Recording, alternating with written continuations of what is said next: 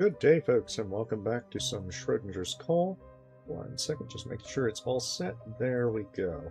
Beautiful.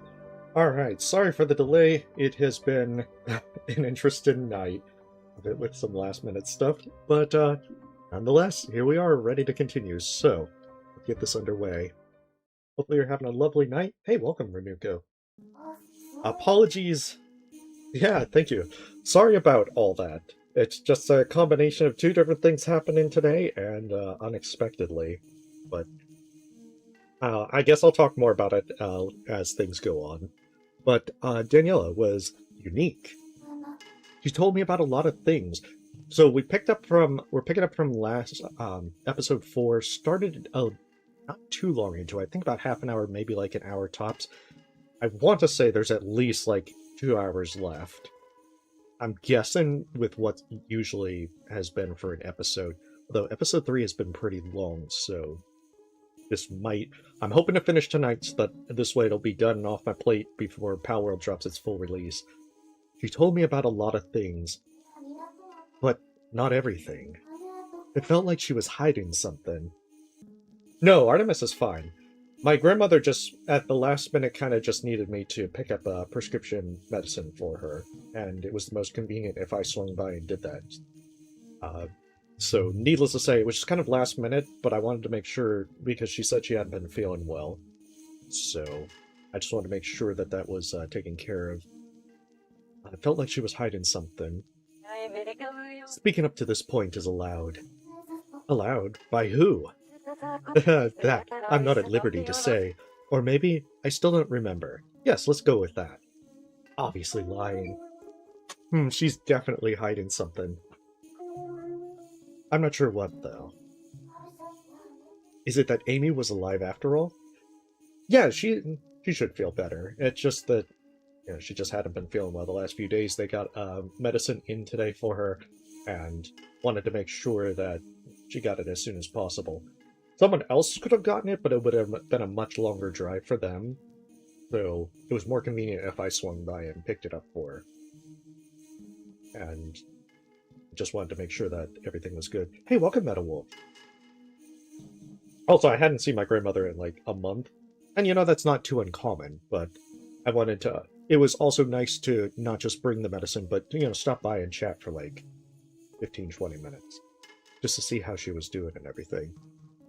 Is it that Amy was alive after all? Okay, so from last episode with Philip Schrodinger, his daughter Amy was a moonchild and presumably died when she fled the blue building to try and see her father. With the moonchild thing being that they burst into flames when exposed to sunlight.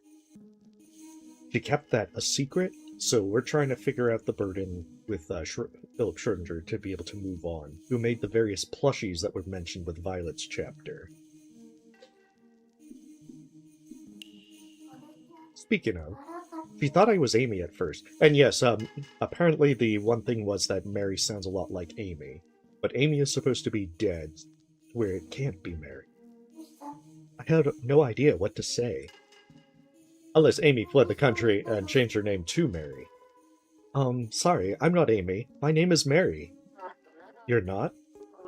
Oh, just a stranger then. Noted. But I must say, what a stunning surprise. Your voices sound near identical.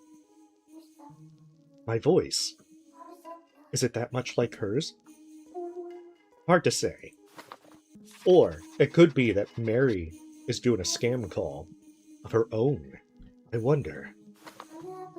Maybe I'll see if Philip thinks so too, next chance I get. If I may ask, what would be the point? If I sound that much like someone he really cared about, he'd be happy to hear it, don't you think? Or maybe it'll dredge up unpleasant memories, Mary.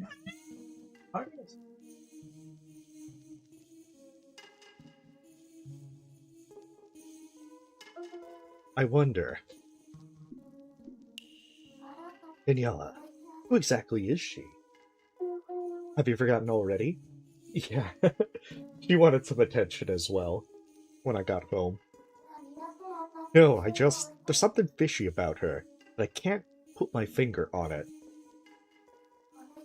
It's a shame she's not an actual fish. That way it could have been a little on the nose. I still don't really know who you are. Me? I'm the director of the Blue Building. Nothing but a humble researcher, really. Talking with her felt really uncanny.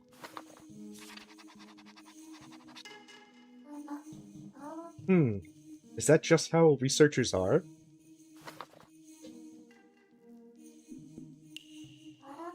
Say, Hamlet, what is it? You know how I told Daniela that Philip was talking to someone who should have been dead? And that's right, because Philip also mentioned that he was presumably contacted by Amy despite the fact that she was dead, and he wasn't even using a Ouija board for that. Do you remember how she responded? Not in the slightest, no. Aren't I supposed to be the forgetful one here? She said. Philip approached me many times, each time insisting that his dead daughter had contacted him, and that he spoke with her ghost over the phone. That is what you're claiming right now, yes? Do you think talking to ghosts is possible? Who's to say? But humans do love jumping to conclusions, no? Labeling those they assume dead as ghosts without a second thought is hardly unexpected. I guess. Philip interpreted Amy's call that way, as one from her ghost. Not that I can confirm or deny such. What's important here is that Philip and Amy did, in fact, speak to one another. The call went through, unlike in Thomas's case. Amy truly could have been a ghost. Or perhaps, just like with Lucy and Violet, up until the moon fell. Amy was alive after all? Again.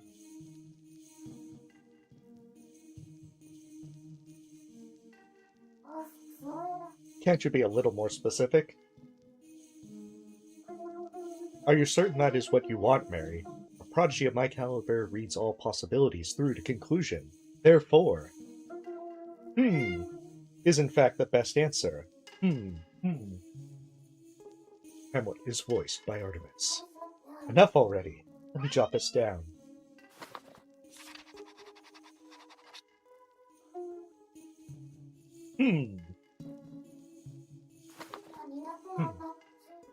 Anyway, I wish I could just call Philip and ask what he knows. I wonder what Philip did after visiting Amy's grave.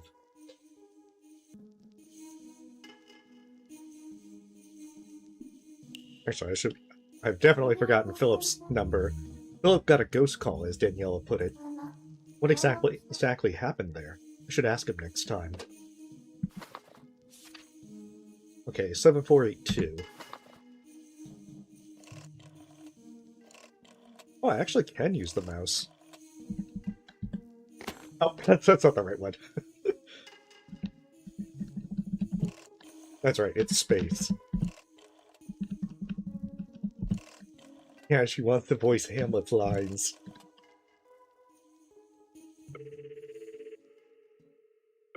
Yeah, I forgot that you could... I didn't realize you could use the mouse with this. Although I suppose it makes sense. Usually these are done with the mouse. But I think I got so used to the keyboard that, Hello, Philip? Harry. Philip, I'm so glad you picked up. Could we talk a bit, Mary? I can't get Amy off my mind. A chat might make for a good distraction. Is there anything you'd like to talk about? Philip, it sounds like he's still hurting about Amy. There's a lot I want to ask him, but I don't think he's come to terms with everything yet. Are you sure you're okay, Philip? Yeah. I feel like the clock's turned back to that day. Oh. Actually, there is something that irks me. I can't remember what happened after I visited Amy's grave at all. I was walking home alone, and then, somewhere along the way, nothing. Everything after is blank. That must be why I can't stop thinking about Amy. Philip. Mary, please. When we first spoke, you said that an apocalypse happened. What exactly did you mean by that? Amy died. And then what happened after that? After that? Well, about 6 months passed. The moon fell. The moon fell. Yes, it fell and ended the world out of nowhere. That's a tough pill to swallow. Not the kind of news I know how to take, honestly. I know, right? I didn't know what to make of it the first time either. The moon fell. There's a lot I wanted to ask him, but I don't think he's come to terms with everything yet. Let's come out and ask. You know Daniela? I'm Philip. Do you know a researcher named Daniela? Daniela? Yeah, much as I hate to admit. She appeared at my door not long after Amy's condition came to light. That is very true. But I suppose it breaks up once it actually crashes, so a little easier to swallow at that point. And she took her away. She took Amy. Yeah. And she pulled out every excuse in the book to keep me away whenever I tried to visit her. If only I'd ignored the arrogant old bag and forced my way through. You see, there's a lot I want to ask him, but I want to repeat the same thing. I know this is a strange question, but do I sound like Amy at all? Like Amy? Actually, yeah. Your voice sounds exactly the same. Your mannerisms are different, though, so I never noticed until you brought it up. Sounds convenient, Philip. Oh, now I see. That's why hearing your voice is so reassuring. Me too. Listening to your voice is calming somehow. You too, Mary? Oh, well, I'm glad to hear it. Anything else you'd like to ask, Mary? You don't need to walk on eggshells around me. I'll be fine. Ask away.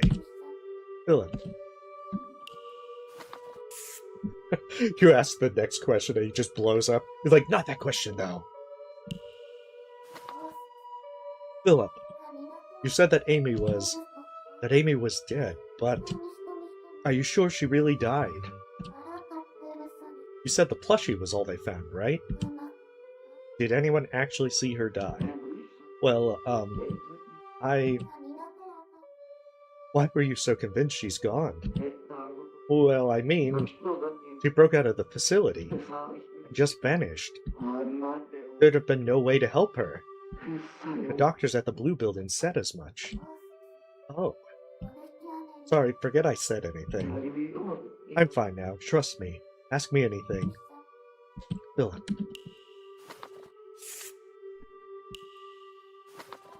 So, remember how I said the moon fell about 6 months after Amy disappeared? Yeah, I remember. Truth is, at the very moment the moon came down, you were on the phone with someone. Do you remember who it was? I was?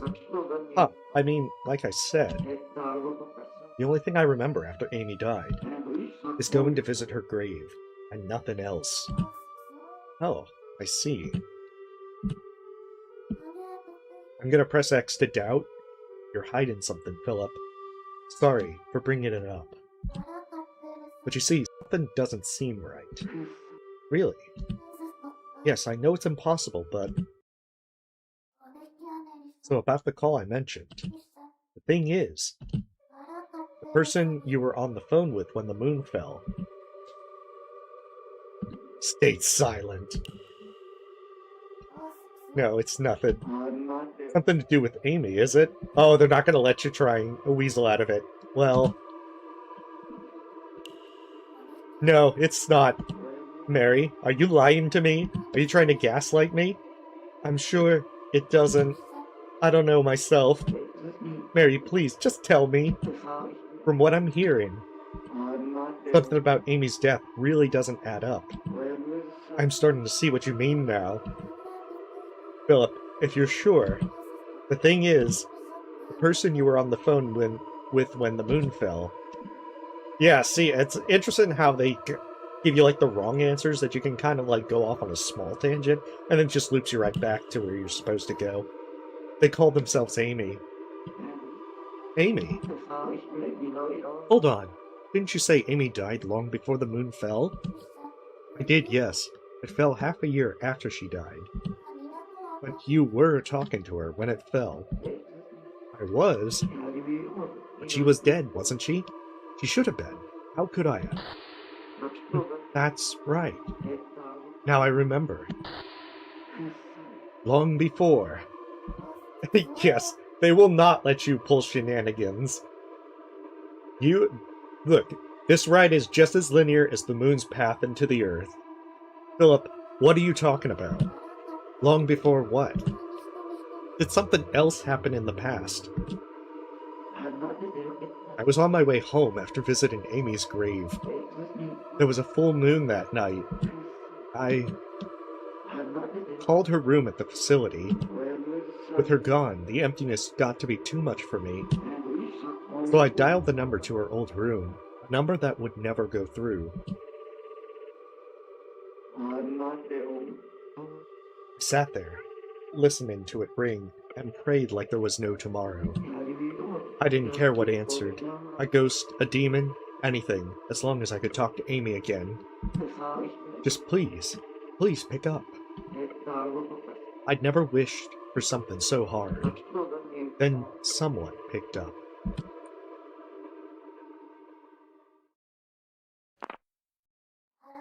Probably just Daniela pulling a prank on him. Hello?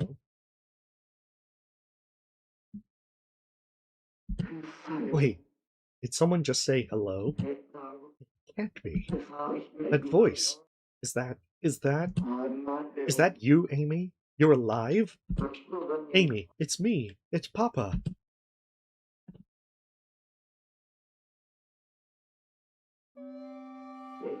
Amy, what's wrong? Why aren't you saying anything? I know it's you. I'd never mistake your voice. Oh no.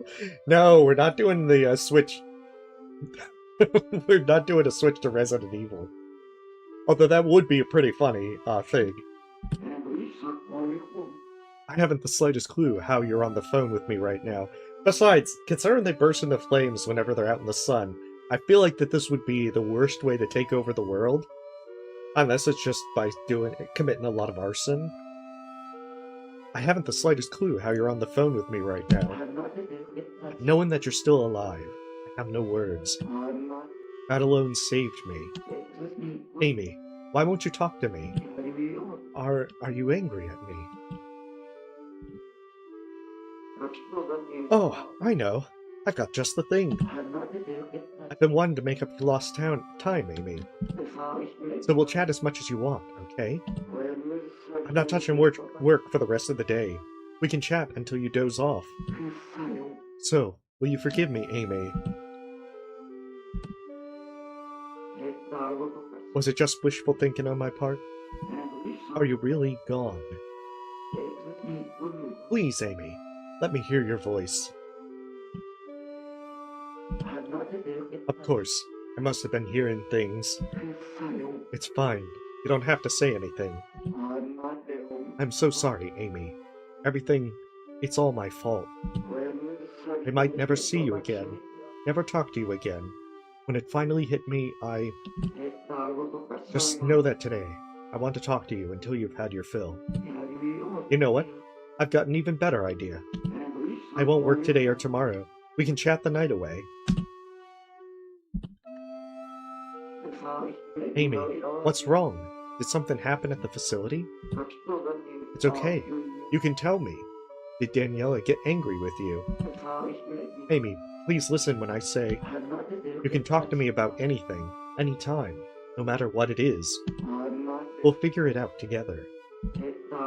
Is something bothering you right now, Amy? Ah, that's it. I know why you're angry, Amy. The last time we talked, you said you wanted to be a plushie maker just like me. And I said, keep dreaming, kid. It just does the keep dreaming, kid, and then hangs up immediately. That was a horrible thing for me to say. I'm really, really sorry. I was wrong. Everyone has a right to do what they enjoy. Look at me. I started making plushies as a hobby. Now they praise me as some master craftsman. Yeah, Philip just doesn't want competition. Amy, you can eat what you want, live where you want, wear what you want, and live how you want. If you want to, wear that big plushie-like pajamas, even, go right ahead. What I'm trying to say is, you can do anything. Be who you want to be. If you want to follow in my footsteps, I'll be your first and biggest fan, for sure. By all means, make mountains of plushies, and be a better designer than I ever was. Please, Amy, answer me. You don't have to shoulder this all by yourself. Amy, please, say something. Papa's worried about you. You don't have to shoulder this all by yourself. If something bad happened at the facility, it's okay to tell me about anything, Amy. Thanks, Papa. It's me, Amy.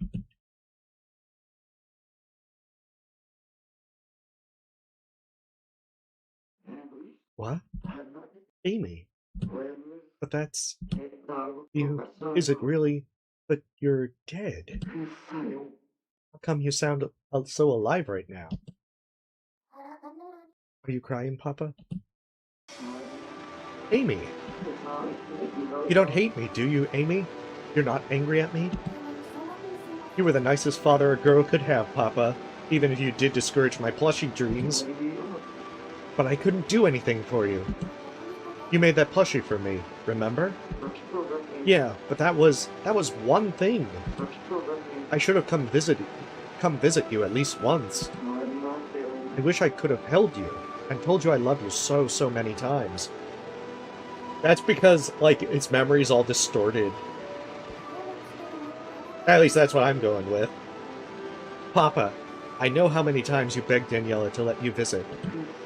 But there's so much I could have done. I should have loved you enough to try. Papa,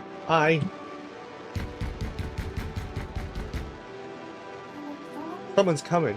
I have to go. Amy? Sorry, Papa. I have to hang up. Amy, what's wrong? I want to keep talking.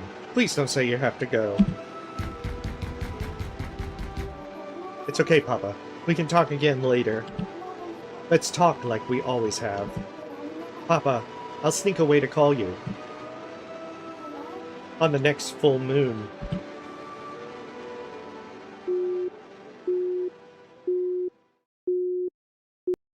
And then the very full moon fell to the earth.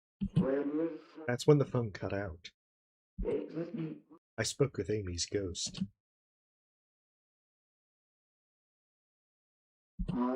I remember now. Thank you, Mary. That's how my conversation went with Amy then. Yes. Yeah, well, he's expecting a phone call any moment now. Even after she died, I did speak to her on the phone. She came back as a ghost, just to answer me. It's just Amy picks up and says, "Keep dreaming, Papa," and then hangs up. Amy's ghost. During the call, Amy said, "I'll call you." He was talking to you. Did she call you? Did it go through? Well, I'm not sure. What did I do afterwards? I wish I could remember more. Is there any way to jog my memory? Philip. I'm sure you called her after that, but I don't remember doing so. Maybe there's a way I can help you remember. Yeah, she was just using a Ouija board from the other room. I'll try to find something. You will? Yes, just give me some time. Thank you. I'm gonna hang up for now, okay? Alright, I'll try and see what I can recall on my own.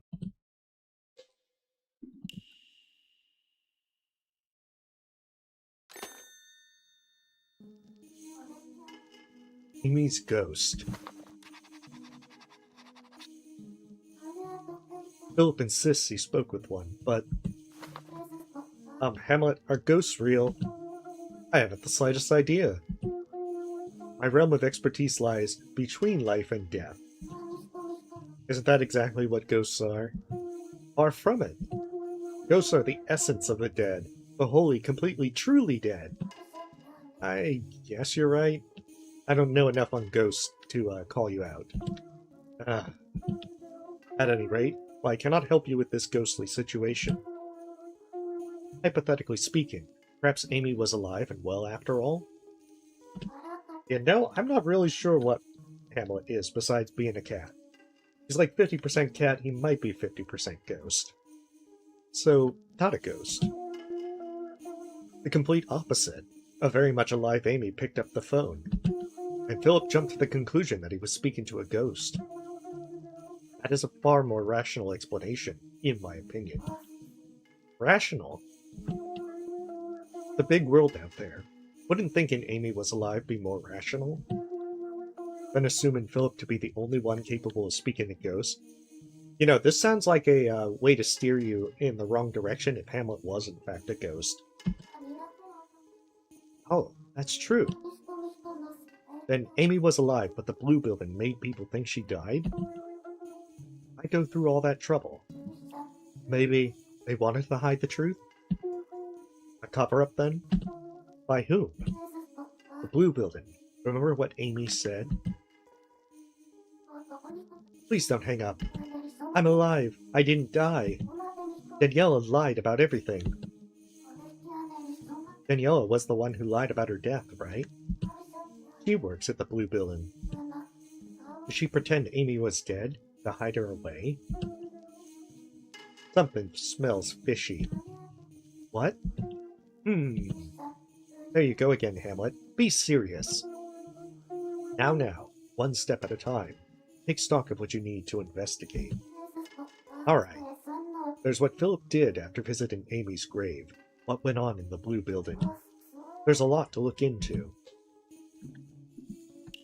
If I may, Mary, I did happen to notice another peculiar detail. What's that? During the call between Philip and Amy, the conclusion was rather what? Papa, Someone's coming. I have to go. Sorry, Papa. I have to hang up. It's just a sound of breaking glass as Amy jumps out the window. Now that I think about it, there was a knocking sound, and Amy ended the call in a hurry. Was she hiding from someone? My thoughts exactly. Whether Amy was in body or spirit, something is clearly amiss. Yes, you're right. Then there's a reason she had to hide. Why was Amy hiding? Come to think of it, during the unfinished call. Papa, it's me, Amy. You have the wrong number. No, I don't, Papa. Don't hang up. Are you trying to tell me Amy's been alive this whole time? Yes. Don't you believe me? After all the times we've talked? Yeah, but Kat, what if they called Ghostbusters? Then Amy would definitely need to hide. Philip sounded like he thought it was someone else on the phone. I'll check my notebook.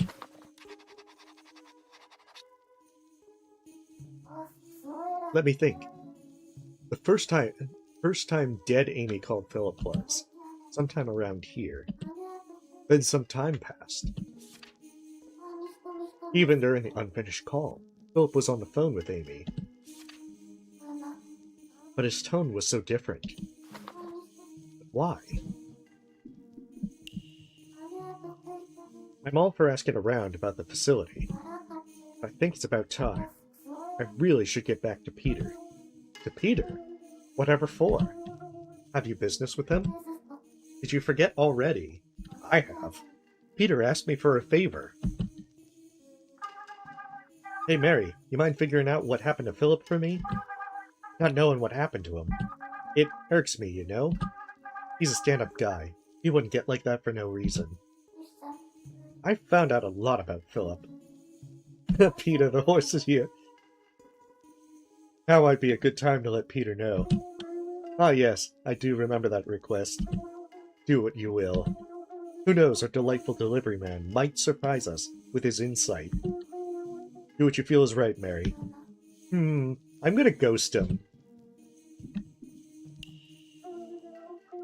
Why not simply place calls and ask if anyone can fill in the gaps?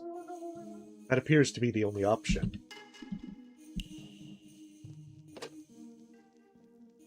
What is Peter's number? 0818.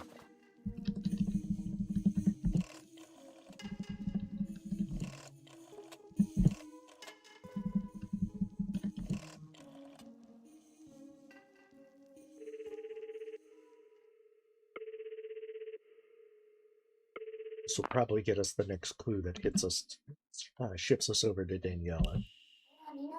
Hello, Peter.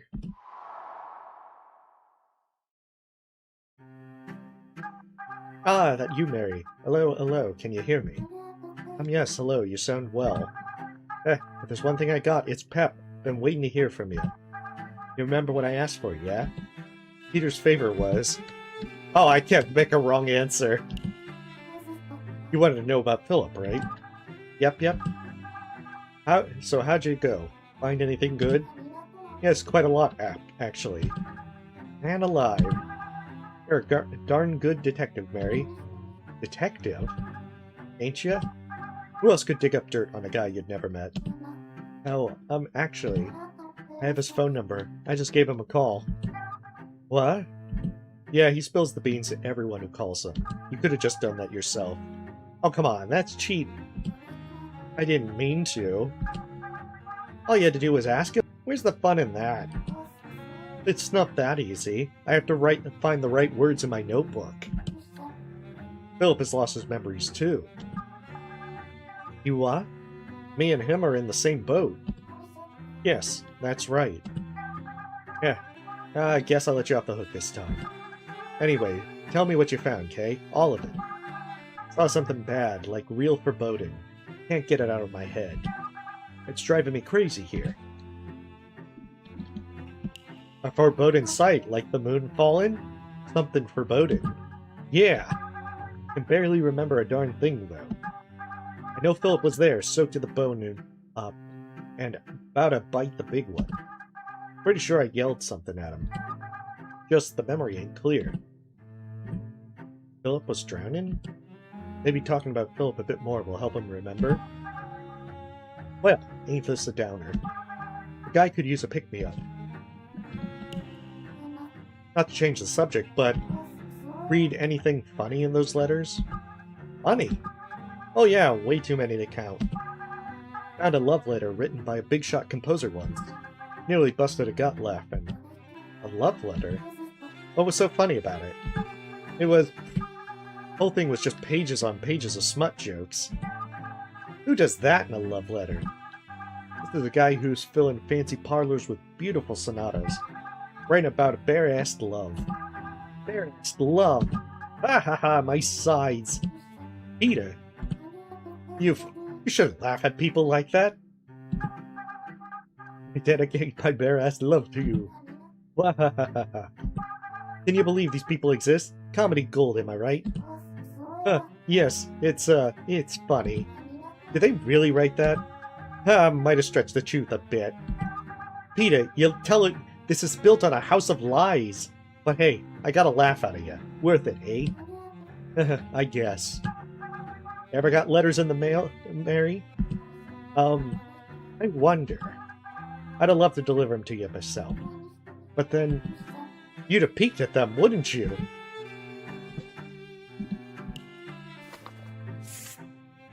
Tell me about the deep blue envelope. About that envelope you delivered, Philip. Ah, the blue one, yeah? You see, it was... Have to tell Peter the truth? Ooh, let's tell the truth. It was a letter. Telling Philip that his daughter, Amy, died. How do you feel about that, Peter? What? Yeesh, Mary. Talk about dark humor. That plushie. It was for him to remember Amy by. Oh, no. No wonder the old fella nearly broke down. He was always bragging about his little girl. I remember him calling her his little ray of sunshine. But also, there's more to the story. More? What you mean more?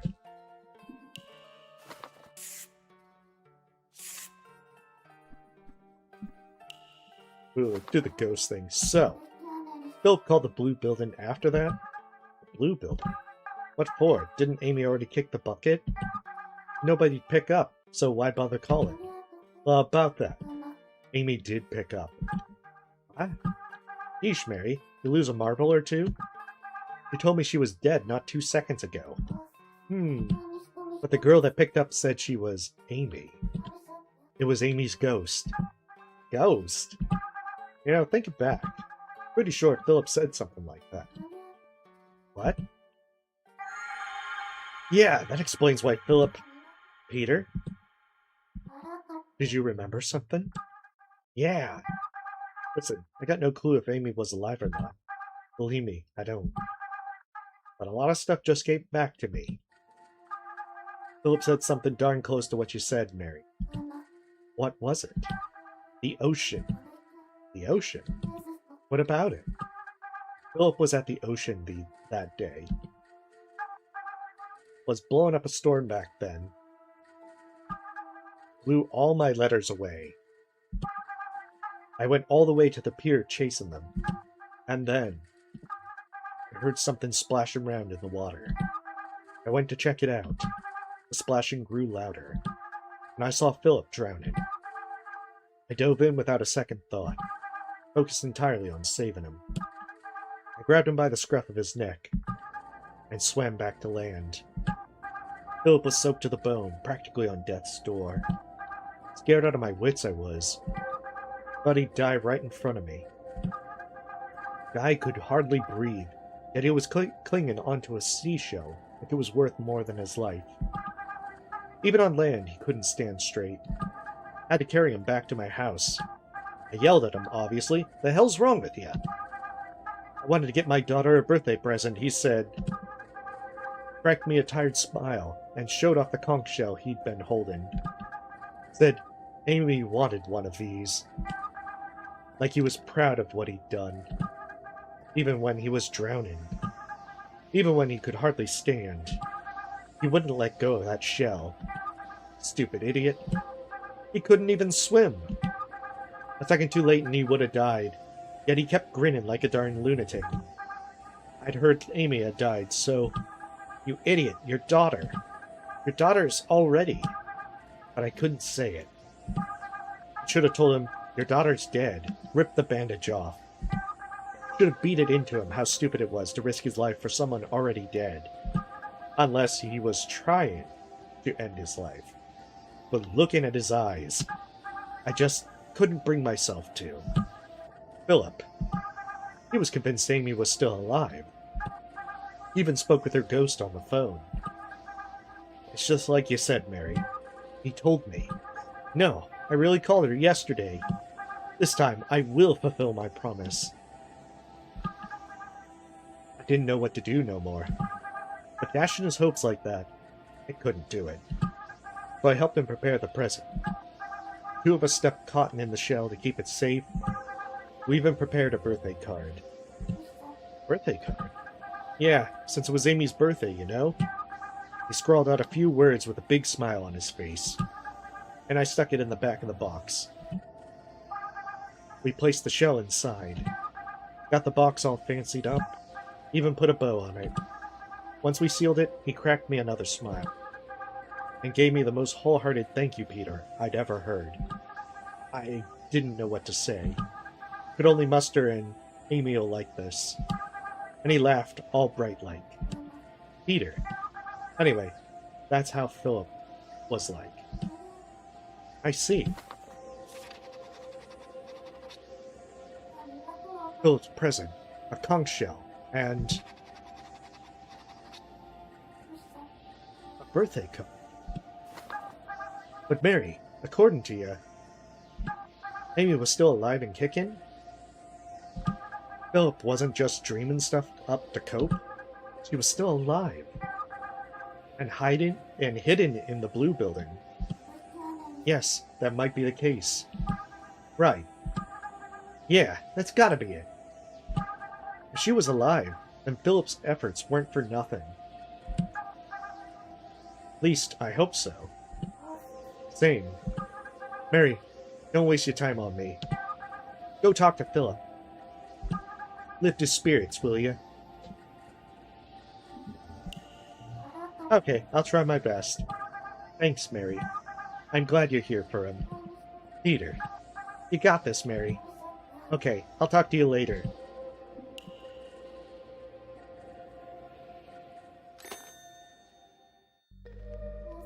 Peter. He seemed genuinely bothered. But in the end, I don't even know if Amy is still alive. I said that stuff in the heat of the moment. Philip wasn't just dreaming up stuff to cope.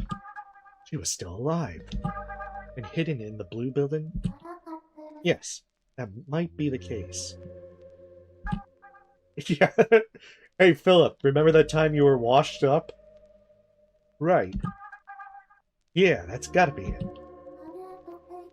The blue building hid Amy away. Could that really be? I don't know if I'll get answers, but I'll try calling someone. What do you have to say? Why would they fake Amy's death? Actually, do you think they really did that? Who knows? If they did. Perhaps it was to protect the facility's secret. A discreet experiment that needed to be hidden from the masses. Are you saying Amy was a lab rat? Calm down. I am merely exploring possibilities. Oh, right. Just a possibility. Who would know a lot about the blue building? Okay, 3655.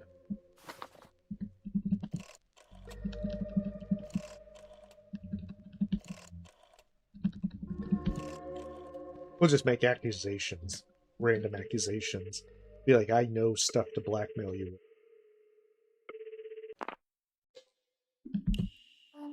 Hello? Is this the blue building? I know what you did last summer. My, if it isn't Amy's sound-alike, Mary. Ever the curious one, aren't you? What is it this time?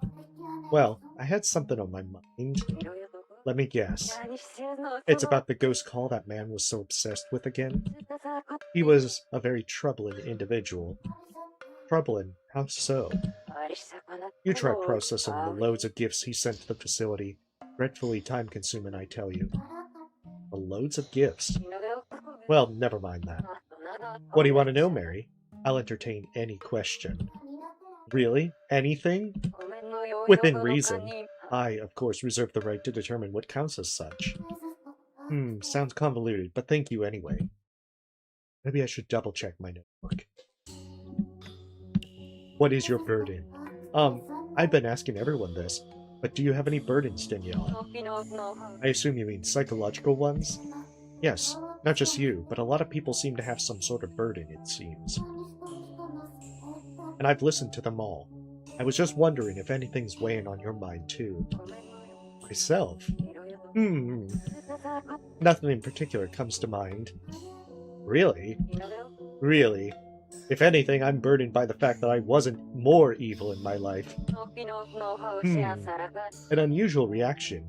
You seem disappointed that I could be free of mental trauma. No, that's not what I meant.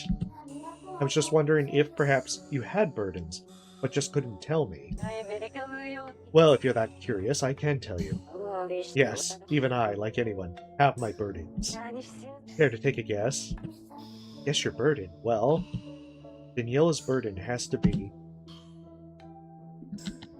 Oh, come on, there's gotta be the one I wish I could have been more evil in my life. Could it be about Amy? Amy? You claim that something regarding her is weighing on my mind? Do you really think that? Well, you did call me Amy when I first called, so... Maybe that was your desire to speak to her. I see, so that's why. Or maybe you just wanted to make sure all the loose ends were tied up. A sound thought process, however.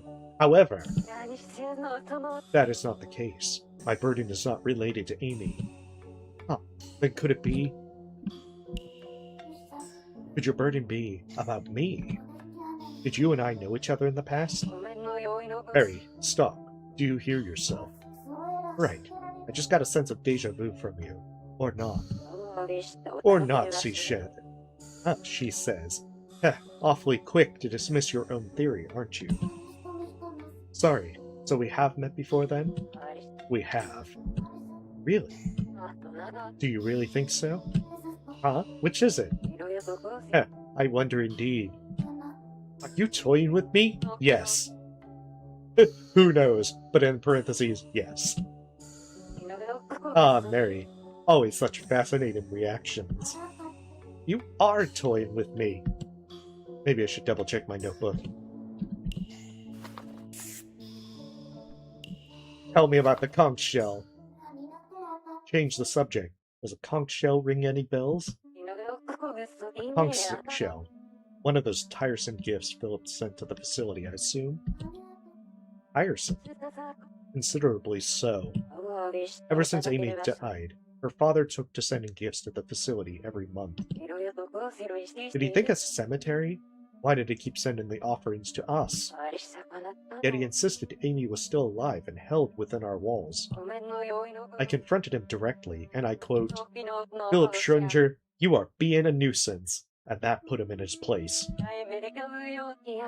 I understand the fame you've garnered within your field grants you certain privileges, however. The facility cannot handle this constant flood of gifts for Amy. Yes, I understand. This is all for your late daughter, but policy dictates we cannot accept any of this. As such, we are forced to dispose of the gifts before the other children can take notice of them. My sincerest condolences, Mr. Schrodinger, but I suggest you accept her death and move on. And if I may be blunt, please refrain from sending any more presents for Amy. We will have to burn them in front of the children. Shall I repeat that?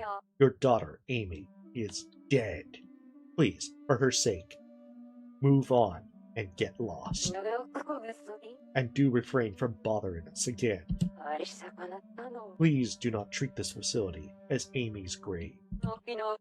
Even then, he refused to listen. I was at my wit's end. Then one day, we came up with a solution. Surely Philip would give up now. What was it? I burned the gifts. That I cannot tell you. What? I've decided that's all I will say. Oh, okay then. Maybe I should double check my notebook.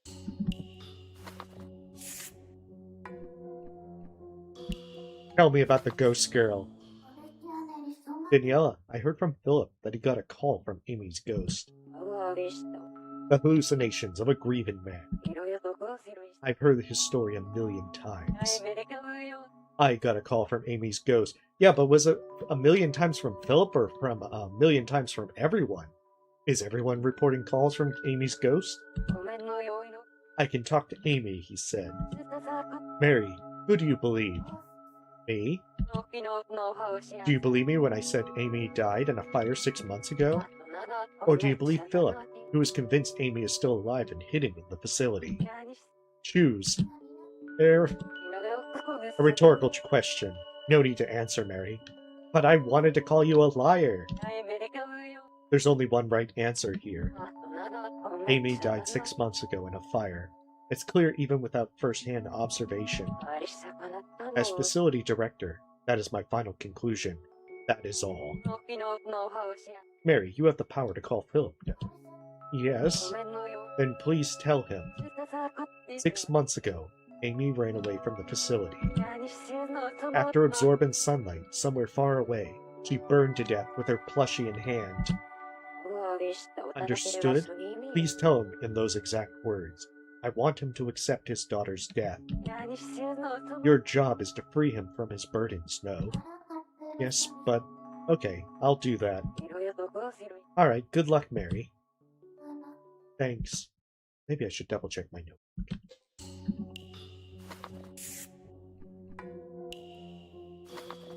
You know, I already... Daniela, may I ask something? Yeah, I know I just said I would tell Philip that Amy was in fact dead. But, I actually heard that she's hiding in your facility. Because Daniela is like 105% evil. At this point, she's just like, she's in it for love of the game. It doesn't even matter if there's a practical reason. She just wants to fuck with people. And she just enjoys it. Philip spoke to Amy multiple times after her death, but... Are you referring to his hallucinations again? Yeah. Yes, there's something odd about it.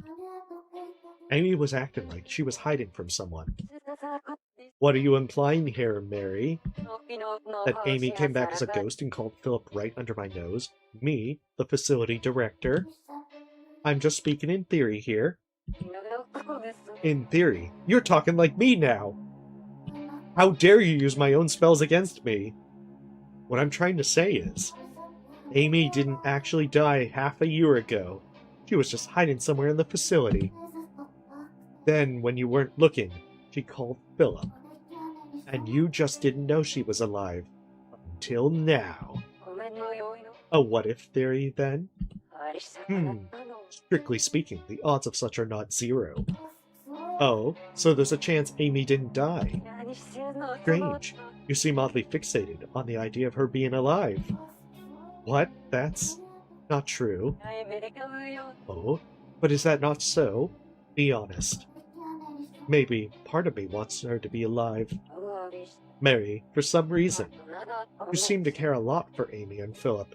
Perhaps because you knew them in the past. Honestly, I'm not sure if I did. But somewhere deep down, you wish you had known. Yes. Your voice says it all. I don't even need to analyze it further. You're like an open book to me, Mary. Regardless, if you wish to cling to that hope, you are more than welcome. Every individual should have the right to believe in what they want. After all, the moon fell, no? The world has already ended. No one can interact with each other anymore. So people should just believe what they want to believe. Just believe in the infinite possibilities that will never come to fruition. Faith has neither limit nor cost. Isn't that right, Mary? But Philip is the exception. What? He needs to accept his daughter's death. That's my one price, Mary. But why? Because I'm evil. That I cannot tell you. Now, was there anything else you wanted to ask? Is that all you wanted to ask, Mary?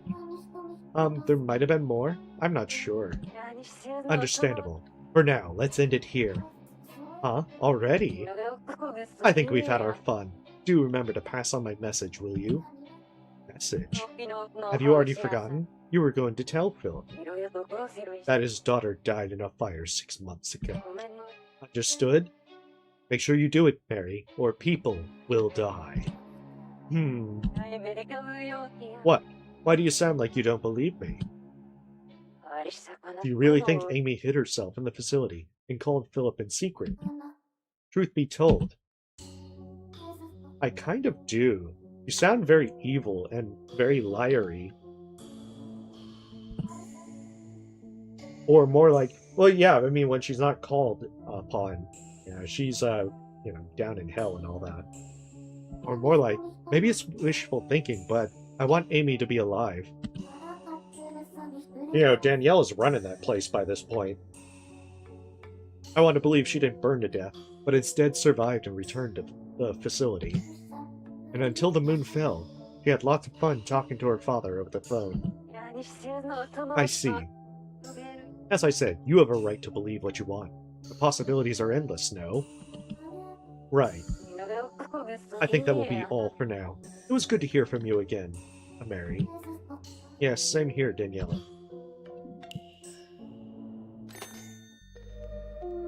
Aye, what a surprise. For you to wish for Amy to be alive.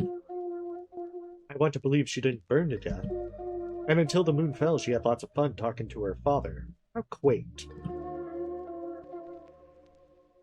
Ooh, that is a good question.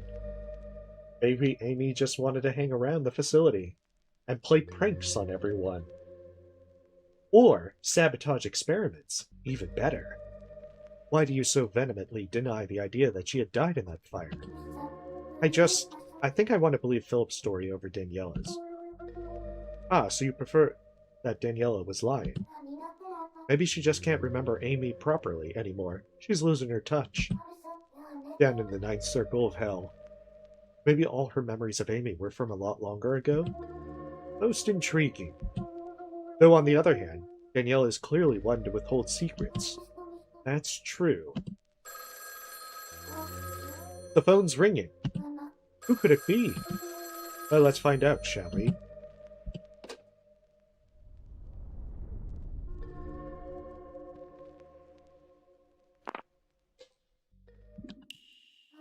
Hello? Who's there?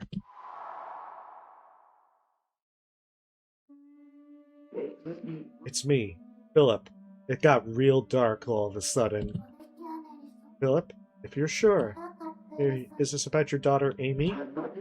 Yes, it is, Mary. I feel like I can almost remember. I came back from the graveyard and spoke to her ghost on the phone. And then... Philip, what happened? Are you okay? It's on the tip of my tongue.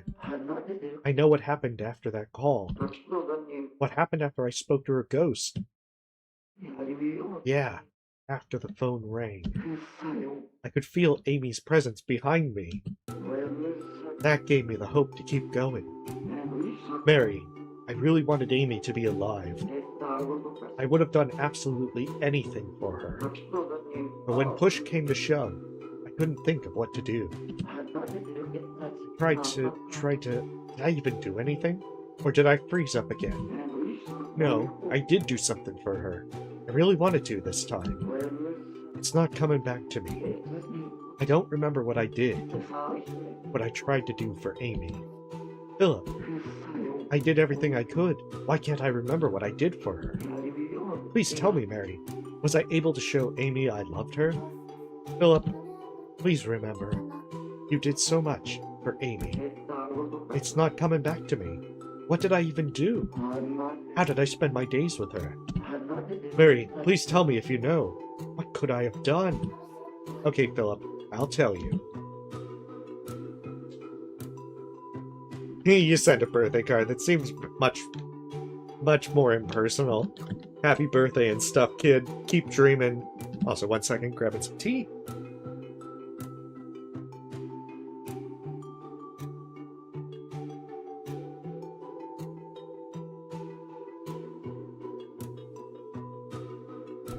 Yeah, I like how you put that. You sent her one seashell. Very impersonal. You found a conch shell for her, didn't you? That's right. I made a promise before she disappeared. That I'd send her a pretty seashell. Amy always adored the ocean. She said she wanted to see it with me. Yeah, she told me that many, many times. She wanted to see the ocean. Well, I wanted to grant that wish no matter what. How could I forget something so important? I did everything I could. Why can't I remember what I did for her? Please tell me, Mary. Was I able to show Amy I loved her? Oh, we have to say both. The birthday card felt more impersonal. It was just like, happy birthday, kid. Didn't you send Amy a letter? It was a birthday card. Oh, but he only sent the shell, he didn't send the Pokemon. Yeah, you're right. It was part of her birthday present. I wanted to give her something. Something special. Just for her.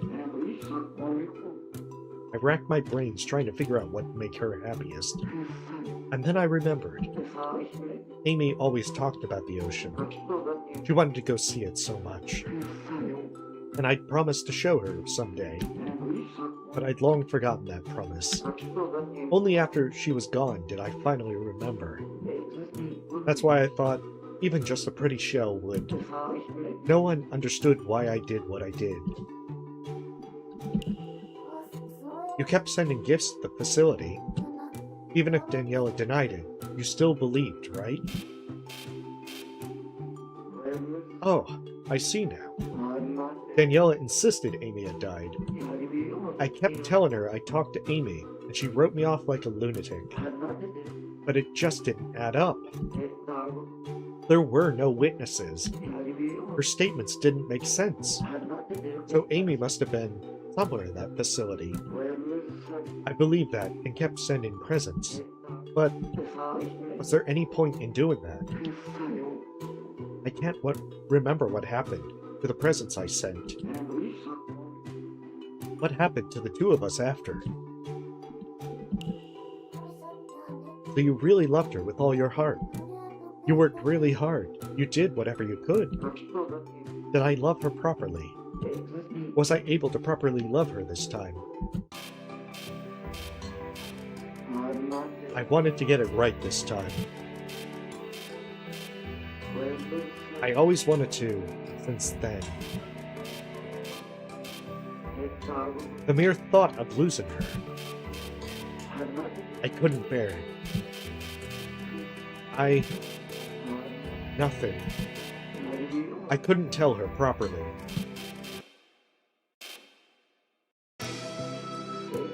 Nothing at all.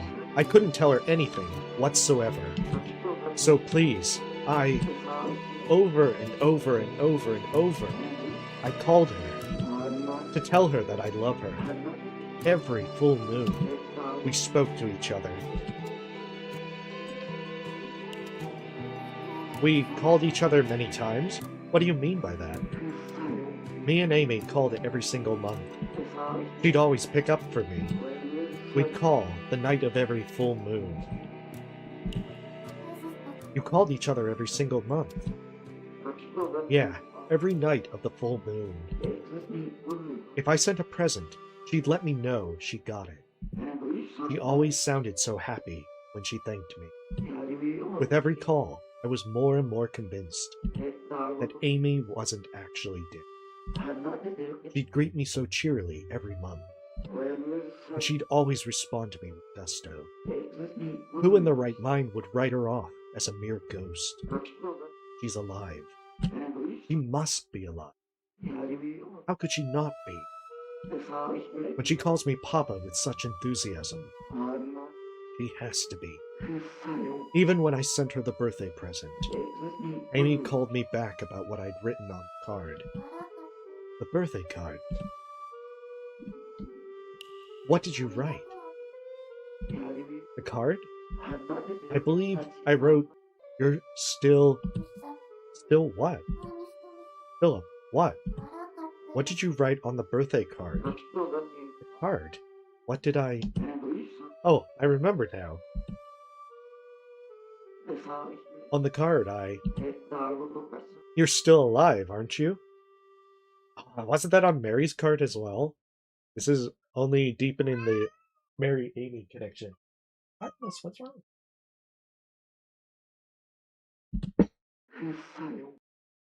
That's what I wrote. Although it had a much more sinister interpretation from Mary's perspective.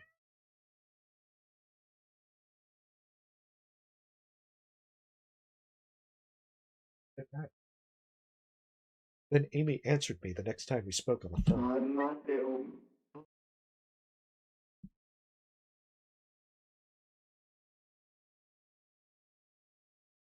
Sorry, she's trying to get situated. Of course I'm alive, Papa. I'm right here. That's why I know Amy is alive and well. Don't you think so too, Mary? You're still alive, aren't you?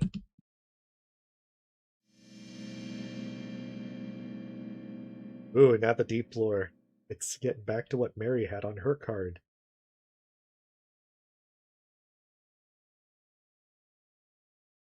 Truly are still alive, aren't you? We even prepared a birthday card. He scrawled out a few words with a big smile on his face. And I stuck it in the back of the box. It smells a little like the beach.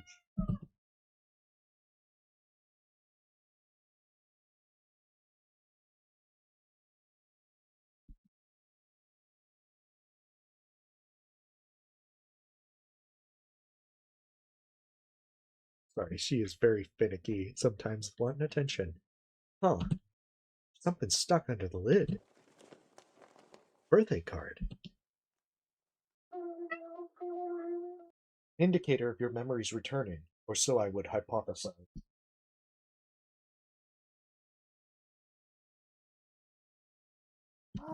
What? I would assume so. That room is tied to your past. That blue room is tied to my past. Was it my room?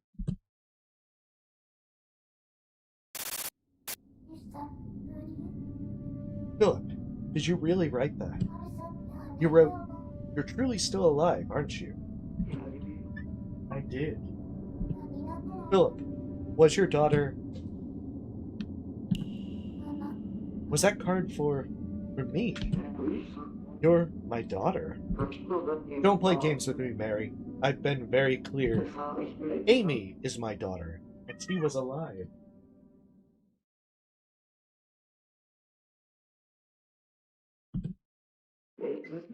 He wasn't dead. I went to see with my own eyes. Yes, to make certain. I went there.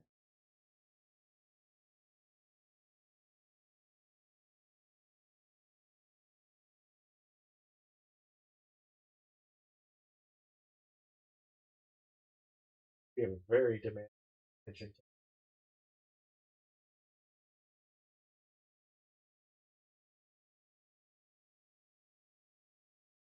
Sorry. Philip, where did you go to? What did you want to find out? Where? Where did I go? The blue building, of course. Now I remember. The blue building. I went to the blue building. I saw it all with my own eyes. These two eyes. Blue building? What did you want to find out? I had to find proof Amy was still alive, so I went there myself. Amy must be alive. She's waiting for me to save her. I went to the facility. There I saw. What did you see? I saw it at the facility, and then everything clicked. Philip, I didn't mean the click of a phone. Philip, what happened? Yeah, usually she's been situated, or, she only wants a momentary pet or so forth, but, I think it's because I got home so late tonight. The call cut out. But she didn't get the usual amount of attention that she'd get beforehand. Huh, what? I can't think straight. I feel... Hamlet, what's happening? In my darkest hour, Hamlet has abandoned me. Hamlet? Where are you? Why did you leave? I have to stay calm. Try to collect my thoughts. I need to go over what Philip said. Okay, one step at a time. The message Philip wrote on the birthday card was exactly what I saw in the blue room. Was it just a coincidence? The FBI pretty much... Oh, wow, this goes deeper than I would have thought. There really was a conspiracy. Is this means that Mary was a Manchurian candidate? They're going to install her as like an assassin? No, it can't be. You're still alive, aren't you? We're going to have like the distorted voice of Danielle on the phone. Your assignment is to assassinate Philip Schrodinger. You wouldn't normally write that on a birthday card. Why was that card in my room? Was Amy my friend?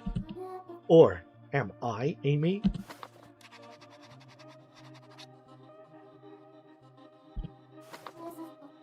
Is it possible? Is my name not Mary? Poor Philip. He said he called Amy every month. So not just once or twice. Every month. For so long. Amy must have been alive. But why can't I remember anything?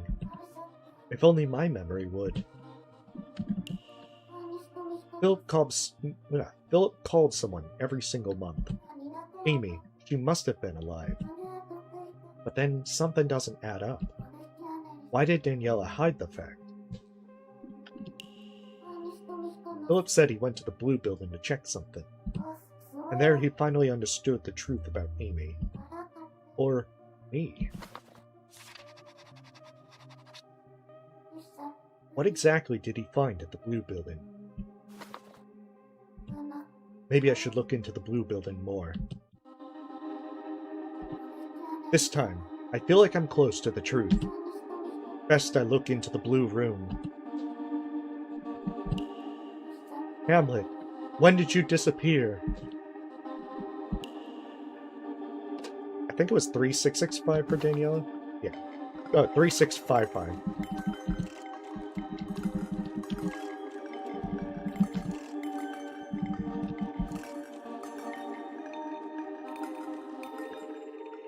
Let's just throw out some random accusations. Hello, is this Hell? Am I speaking to Daniela? Ah, Mary. What happened? You sound anxious. How unusual. There's something I need to ask you. Me? What is it? I have a feeling I know what the inside of the Blue Building is like. Especially Amy's room. You claim to be familiar with her room? On what basis? I've been having these dreams lately. Dreams about a room painted in blue from top to bottom. Go on. I've been wondering if maybe it's Amy's room. Why? Because there was a present from Philip. A present? Would also make sense of the big plush that was in the room as well. It was there in my dreams. There was a birthday card from him as well. I doubt it was just something my mind made up. It must be connected to my past somehow.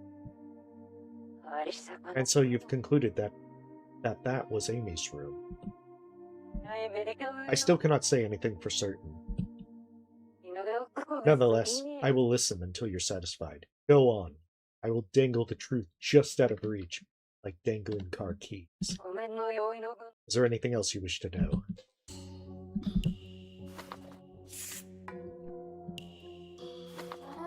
I wanted to ask about Philip. Apparently, he's been to the Blue Building before. Has he now? Poor Philip said that Amy is still alive. I think that's why he went to the facility. He was looking for Amy. I see. You see? Do you not remember it happening? You are correct. Philip has indeed come to the facility before. He claimed to be in search of evidence that Amy is alive. I knew it! He has been to the facility. And then what happened? He said he saw something there, and then he understood everything. What did Philip see? It just cuts back to, like, Daniela just, like, trying to stand in front of Amy. And just saying, you saw nothing to Philip. Please tell me, Daniela. I cannot, at this time. Why not? I cannot tell you that either. I have an NDA for my NDA. Moving on, let's talk about something else. Until you're satisfied. Is there anything else you wish to know?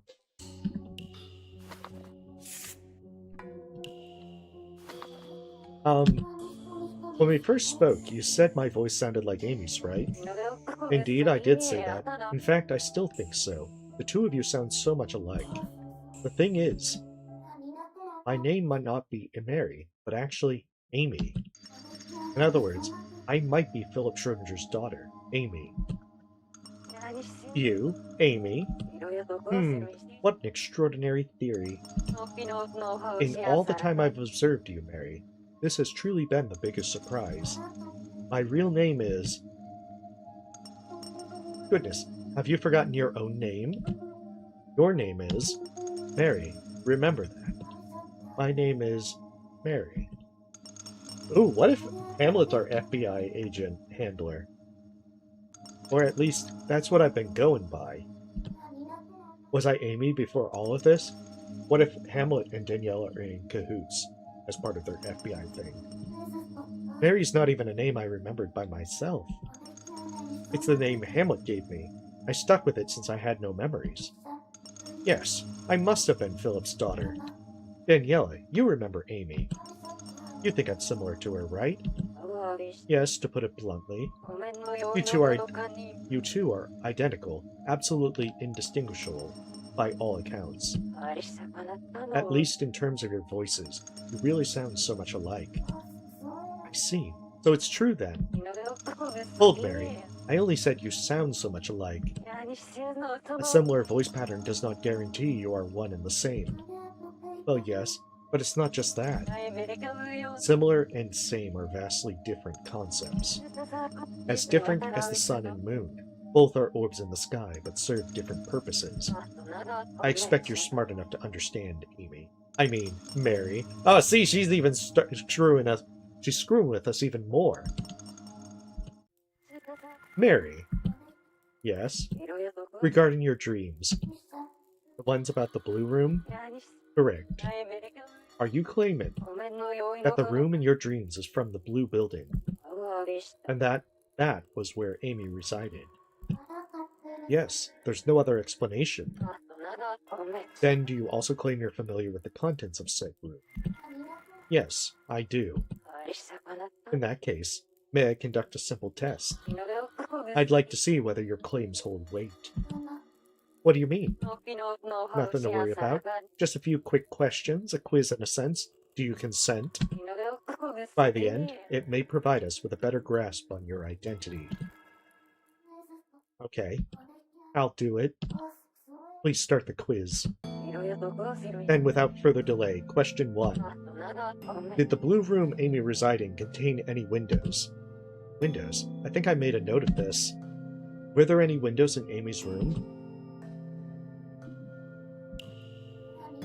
Yes, there were. I could see the full moon. Interesting. A fair deduction. Correct. Amy's room did have a good view of the moon. Second question. There was a desk by the window, and there was usually something placed on it. What was it? The real Amy could answer this on a heartbeat. It's been at least 3 heartbeats, Mary. You failed. On her desk there was... It was a phone. A single black phone sitting on the desk. I see. Correct. There was indeed such a phone in Amy's room. Moving on. This will be the final question. Something was hanging on the right wall. What was it? Amy would never forget what it was. Well, it was, something hanging on the right wall. Ah, shit! I wasn't paying attention!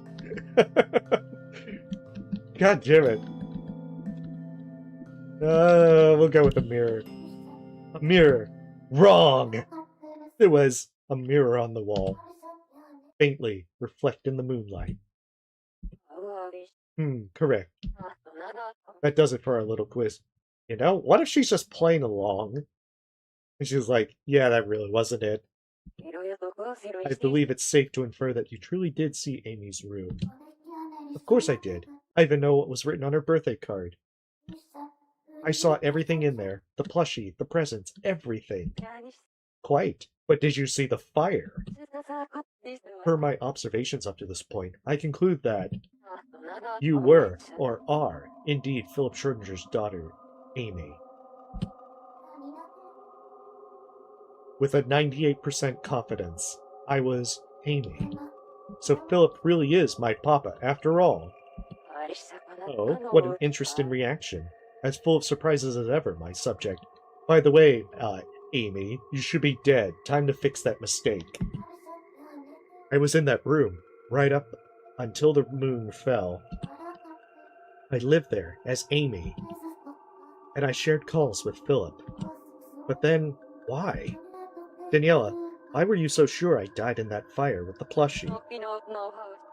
I'm not sure how that's relevant. You've confirmed that you were Amy. Is that not enough? Daniela, I didn't die in a fire, did I? When the moon fell, I was talking to Philip. My papa? That appears to be the case. My observations indicate as much. Strange as that may be. I don't understand. Why? Why did you lie and say that I died? I wonder. I don't really remember myself. Ah, yeah, she knows exactly. Really? Did you really forget? Or are you just pretending because it's easier for you? Be honest with me, Daniela. Calm down, Amy. You want to know why I claimed you died in a fire along with your plushie? You want to know why I made up such a story? I don't remember.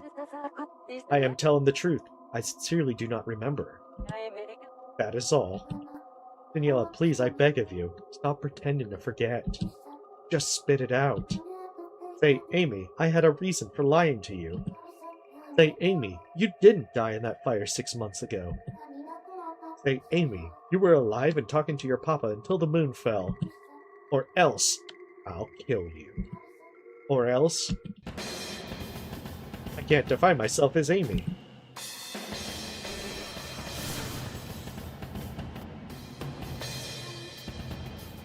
Man, Mary's really doing a drum solo over there. Huh? What just happened? Where am I? Oh, I guess there was a mirror on the right side. A blue room. Why am I here? Why am I here? I was just speaking to Daniela.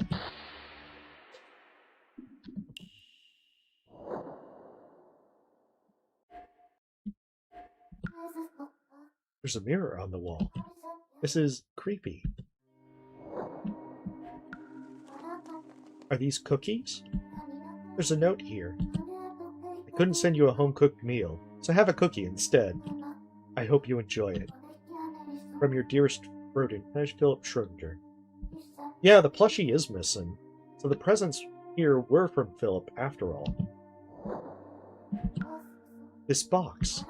There's something inside. A conch shell. I knew it. This is Amy's room.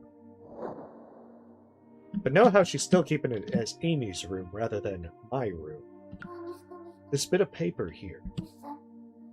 It's that birthday card. You're still alive, aren't you? Philip wrote this. Plus, if, if she was dead, you would think Daniela would have cleared everything out of the room. Oh, right, the diary. There should be a diary around here somewhere. It might help me figure something out.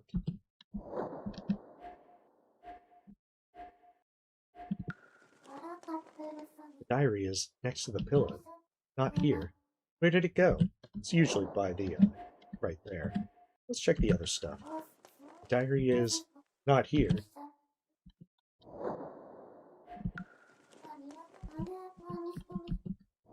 Just gotta see if there's any kind of special dialogue. I mean, it's literally right on top of the shelf there. I just need to read this.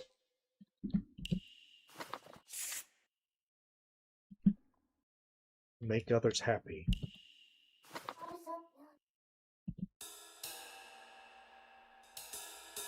July 22nd. My papa, Philip, came to visit today.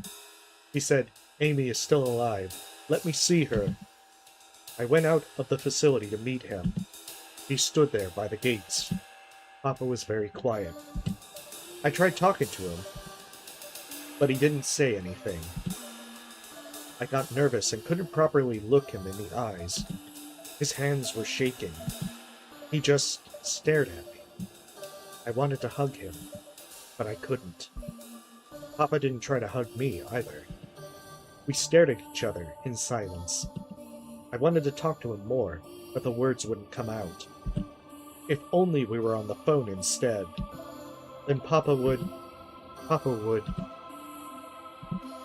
want to call him, just as always. Because tonight is a full moon. It's a full moon. I can call Papa today. That's his number. I think it's 360. Oh no, that's Daniela's. Okay. She tries to call it, it just accidentally calls Daniela. By the way, I'm calling from my room.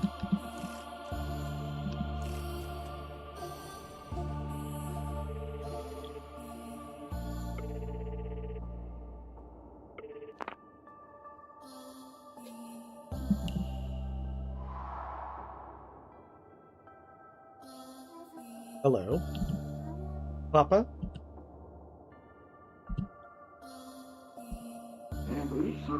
Who is this? Papa, it's me. Amy. You have the wrong number. No, I don't, Papa. Don't hang up. Call 666. Yeah, that's Daniela's number. Papa, it's me, Amy. Did you forget who I am? Find another target for your sick jokes. Goodbye. Please don't hang up. I'm alive. I didn't die. Daniela lied about everything. Are you trying to tell me Amy's been alive this whole time? Yes. Don't you believe me? After all the times we've talked? Please, don't fall for her lie. Uh-oh. He's blanking out.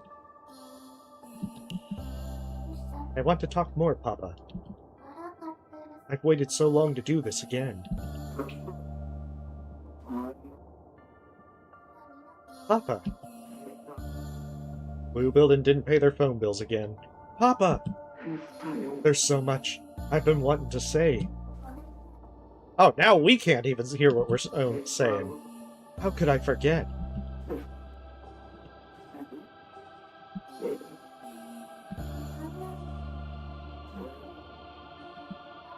Please, just listen to me.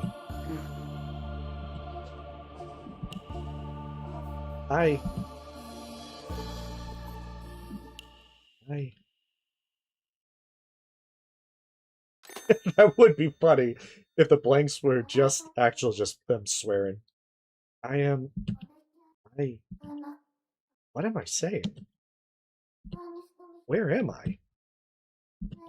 Did I wind up in that room again? But I saw in my room. It was filled with gifts from Papa. Among them was a note. There's a note here. I couldn't send you a home-cooked meal, so I have a cookie instead. I hope you enjoy it. From your dearest Philip Schrodinger. It was signed by Papa. I really am Philip Schrodinger's daughter. I really am Amy. That diary. I just need to read this. To make others happy. July 22nd by Papa Philip came to visit today. He said, Amy is still alive, let me see her. I went out of the facility to meet him. He stood there by the gates. Papa was very quiet.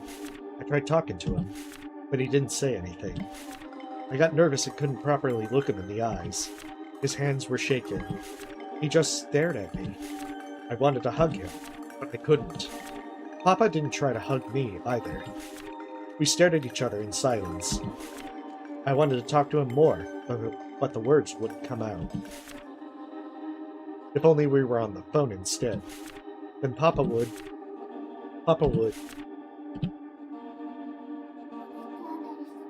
Coca-Cola Ghost. You know, I'm not aware of any Coca-Cola Ghost. Now I'm kind of curious as to what the story is with that. Papa really did come to the Blue Building before the moon fell. We met just outside the building. I don't know why he didn't say anything, but I knew he came all the way to see me. During that phone call, why did I say something like that? I have no idea. Papa, it's me, Amy. Did you forget who I am? Find another target for your sick jokes, goodbye. Please don't hang up. I'm alive, I didn't die. Daniela lied about everything. Are you trying to tell me Amy's been alive this whole time? Yes. Don't you believe me? After all the times we've talked. The words came tumbling out on their own, like I'd said them a million times before. Yeah, I'm very curious. Oh, wait, Shadow from Look Outside is the Coca-Cola Ghost? How is he the Coca-Cola Ghost? I'm very curious now. This is the Look Outside deep lore that I'm not familiar with. The same words from the unfinished call. That was a memory. My memory. I was there when the moon fell. I was in that room, speaking to Papa. Speaking to Papa. Blue building, what Papa did. Who I am. I understand now. I need to call Papa. That's how I'll get my memories back. Something deep within me is saying so. Hamlet isn't here. Where did he go? The blue building, what Papa did. Who I am, I understand now. Okay. Yeah. I have to call Papa, but for some reason, I'm too nervous. So I called Peter instead.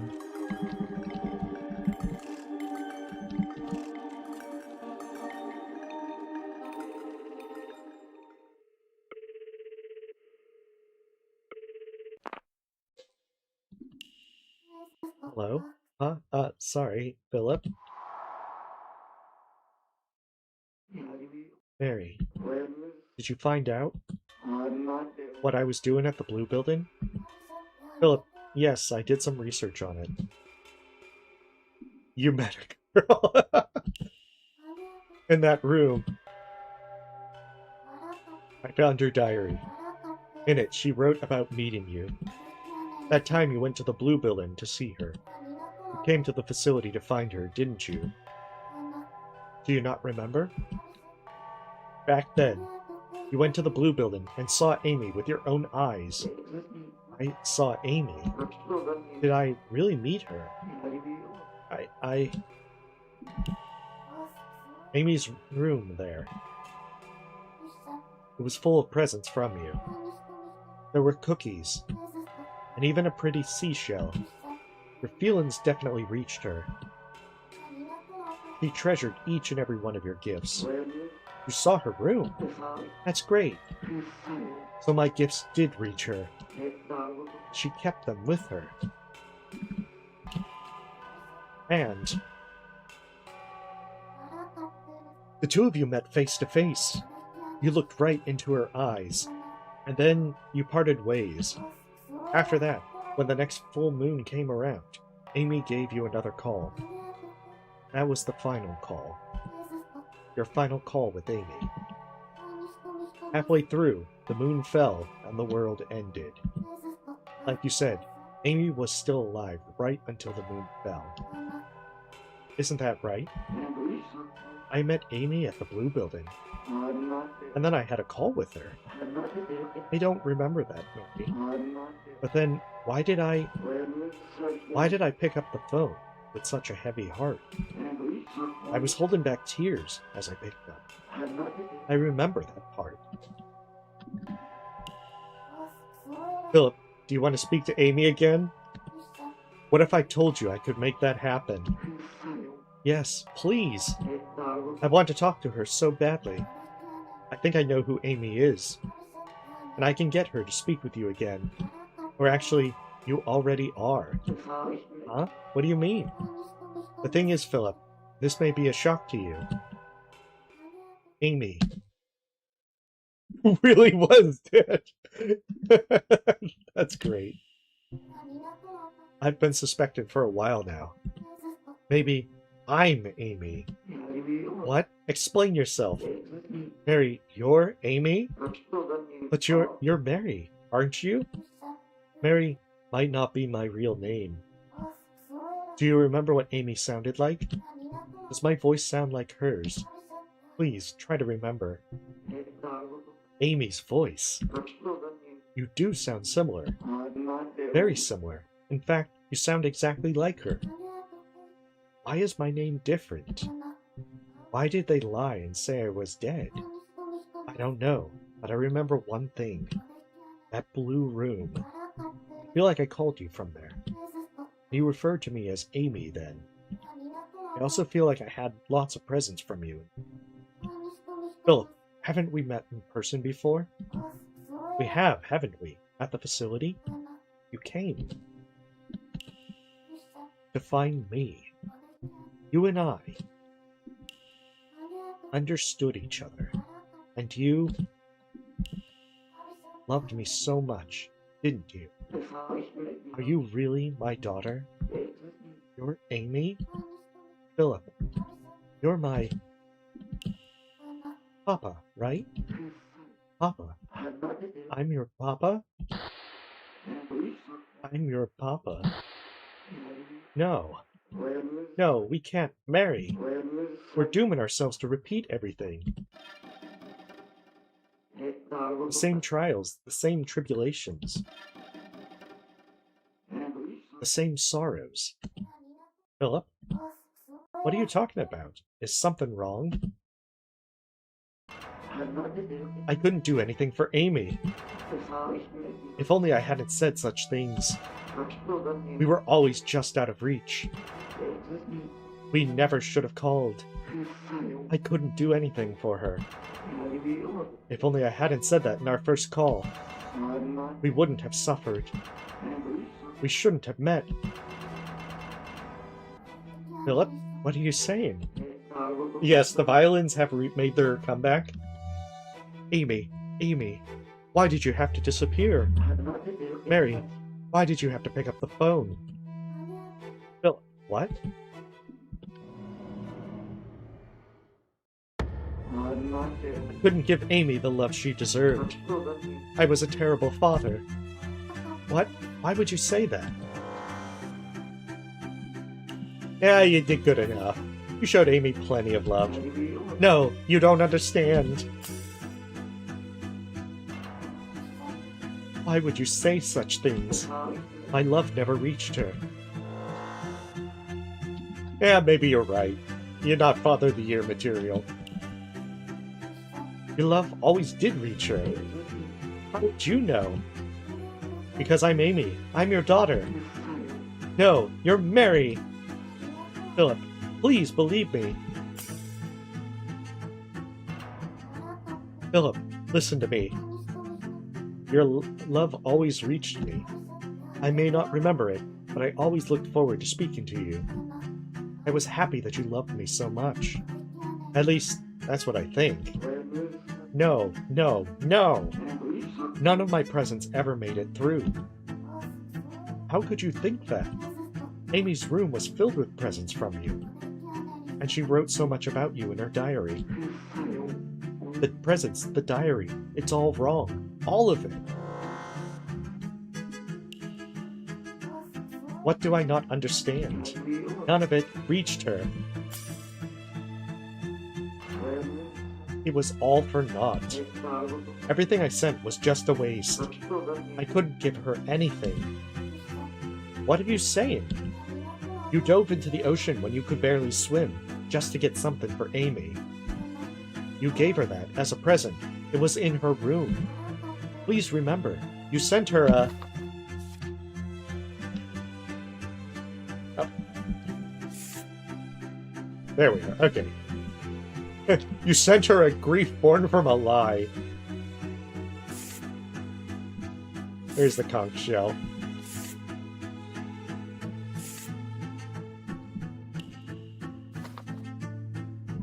A conch shell?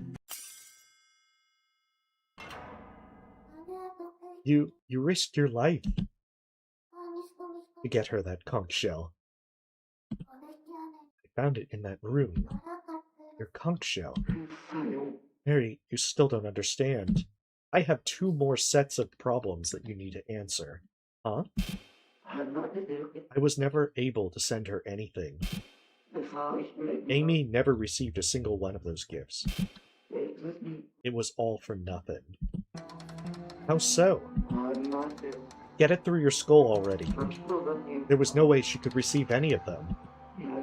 Because Amy was already long dead. What are you saying? Amy never survived.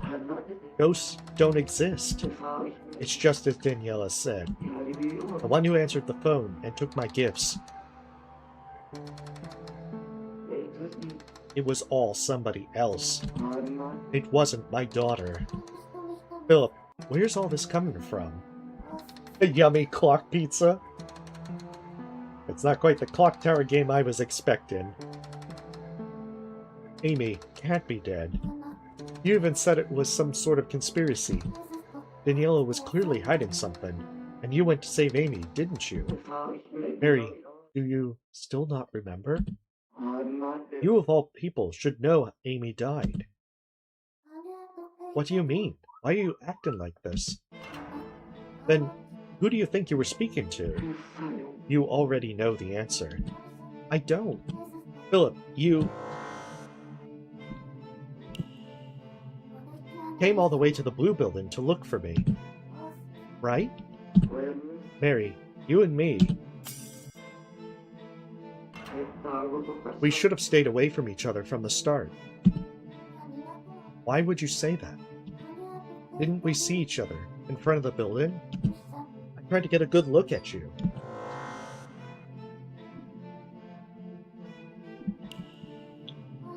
I looked up and saw your face. No, you lie. You did nothing of the sort. You don't remember a thing, Mary.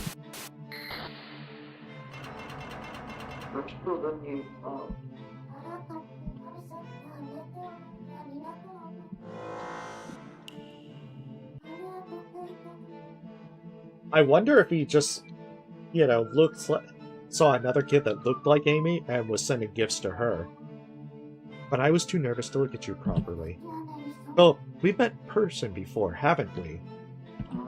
Yeah, that's right. We have met.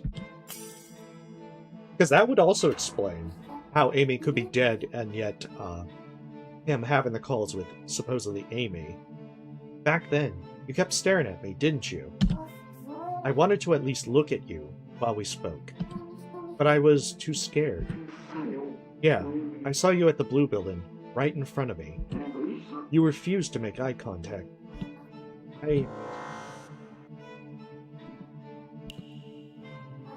Back then, I wanted to hug you. I didn't realize. The cops. It could be that there's cops driving in the background. If Amy was dead, then why? You're Mary. Philip, am I not your grief born from a lie?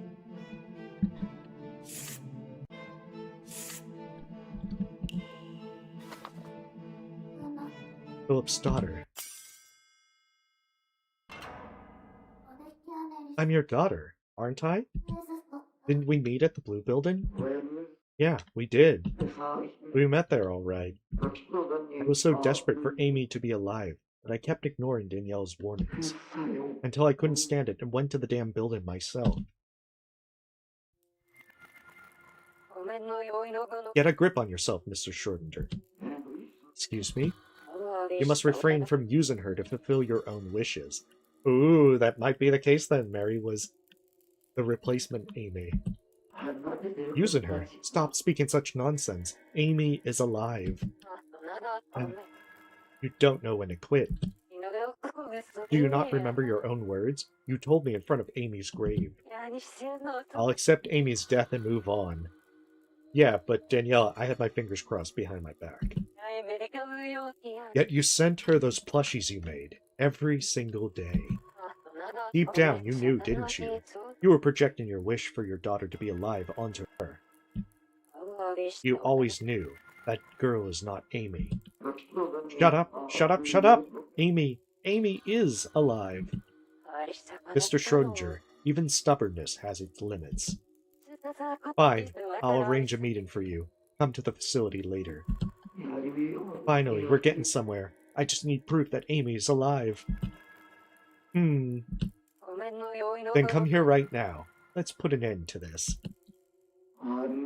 I went to the Blue Building at our arranged time. And there, out front of the building, I finally got to see who I'd been calling every month. Who do you think I saw? It was you, Mary. You approached me and spoke. And it was at that moment I finally understood.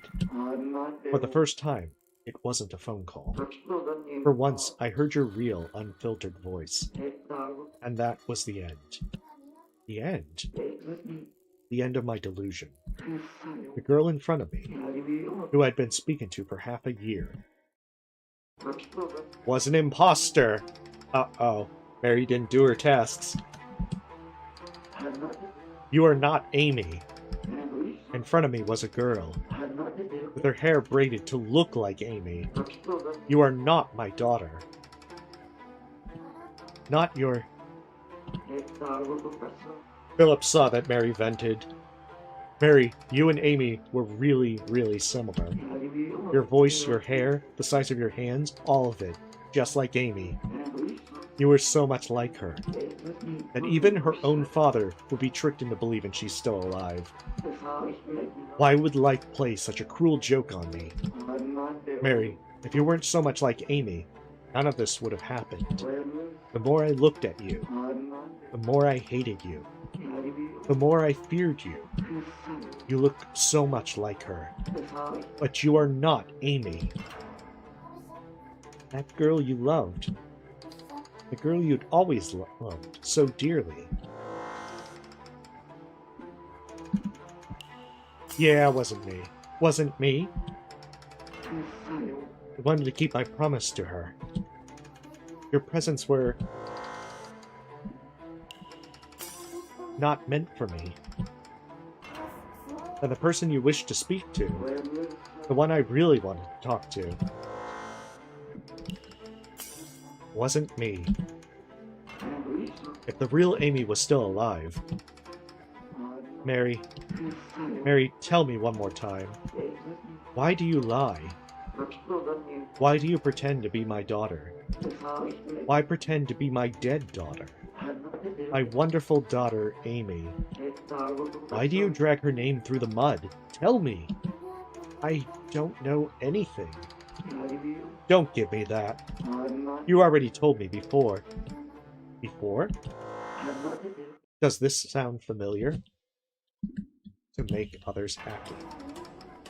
To make others happy. Yeah, you said you wanted to speak to me about that. That was you being selfish, Mary. That day, when we met, you broke the Amy inside of me. That day? What day? What are you talking about? Don't try to deny it. We both noticed right away. Noticed what? That we couldn't keep playing make-believe. Huh? Make-believe? I finally realized how foolish I was. I couldn't accept Amy's death, so I projected her onto you. It didn't matter that you were someone else, just as long as you were alive. I wasn't just lying to myself, I was betraying the real Amy. I'm a horrible father. Philip, no! What are you saying? We have to put an end to this. No, I wanted this to end. That day, I went in expecting it to be the last we'd ever hear from each other. But then, that night, you called me again. What do you want from me? It's not me. What's keeping me here? It's not my own burden. It's your selfish delusions. Interesting. The plot has twisted.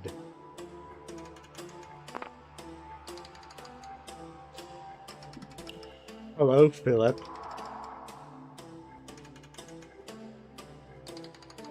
Hello? Papa?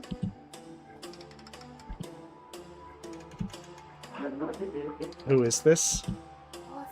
Papa, it's me. Amy! You have the wrong number. No, I don't, Papa. Don't hang up. Papa, it's me, Amy. Did you forget who I am? Find another target for your sick jokes. Goodbye. Please don't hang up. I'm alive. I didn't die. Daniela lied about everything. Are you trying to tell me Amy's been alive this whole time? Yes. Don't you believe me, after all the times we've talked? Please, don't fall for her lie. The only liar here is you. You kept deceiving me by pretending to be my deceased daughter. I want to talk more, Papa. I've waited so long to do this again. Stop pretending to be Amy. Put me out of my misery already. Papa, shut up. Papa! There's so much I've been wanting to say. But you're not her. Then I'll be more like Amy. You can't. Amy's dead. I want to talk to Amy, not you. I'll become more like Amy? If Amy's dead, then... Well, how could I ever forget? Amy's not a liar like you. And like you, Amy was a sweet, kind girl. There's no way a liar like you could ever be the same. And I'll become a good girl who doesn't lie. No, no, no, you can never be like Amy. I'll try my best. You can't. You can't. You'll never be Amy. It has to be Amy. It has to be. Only she can save me. You can't save me. And it wasn't you I wanted to save. This is me and Amy's story, not yours. You're not part of this. I'll become a good girl and save you, Papa. Shut up, shut up, shut up! Only Amy can save me. But if I become a good girl who can save anyone in the world, enough is enough. I can't keep doing this, don't you understand? Do you not understand what I said back then? Disgusting, disgusting, disgusting. Never call me again. Please, just listen to me. Stop it. You liar. What even? Who the hell are you, anyway? This is pretty twisted.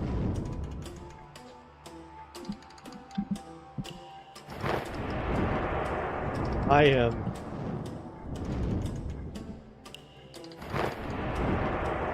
Who? Who am I? I can see why we had memory problems.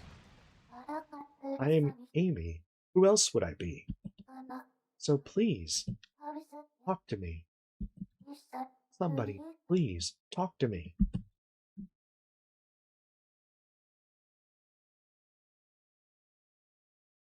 Plot has thickened.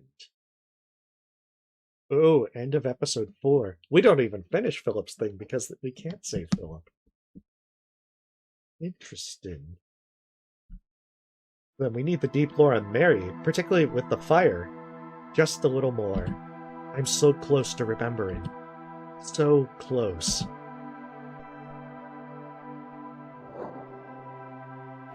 I like this phone, it's closest. The phone feels too heavy to use. Oh, come on.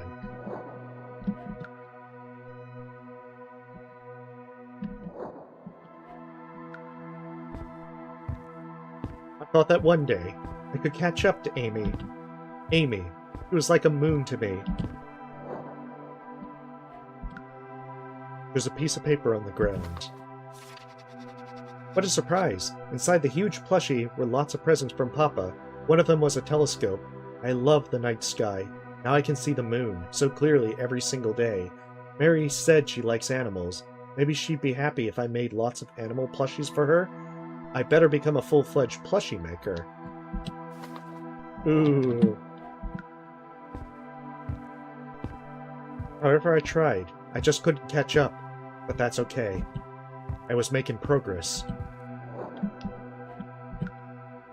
Piece of paper on the ground. Papa sent me tickets. An amazing singer is making their debut performance, and I have a front row seat. Of course, I can't go outside, so I can't see it, but it's okay. I can tell Papa loves me. Speaking of Papa, Mary, she doesn't have a father. She always looks so lonely. Sad, too. I'm starting to feel like Mary's older sister. One look at her and I think, what can I do to help? It happens all the time. There's a piece of paper on the ground. There are 2 ways to cure Moonchild, according to Daniela. The first is to rub an ointment called Lapis Rose on the skin. The other is to be continuously loved by someone. So I know I'll get better. I have Papa. But Mary... Then I get to thinking, what if Mary could join our family? I have to ask Papa. Aww. Amy is still far away, and I can't catch up. She's still far, far away. No matter how hard I tried, I can't catch up. just like a moon. Oh, you even got pictures. A piece of paper on the ground. Telescope that magnifies the whole world 31-fold. Ooh, that... I remember that it was 6331 in the first call. Also the significance of the telephone. What she wants isn't something but love. Mary said she's never gotten a present her whole life. I can't believe it.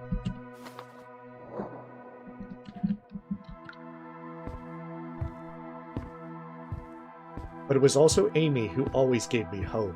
It was like moonlight shining upon me. Her presence was my hope, and she was my moon. The number I should call was always in this notebook.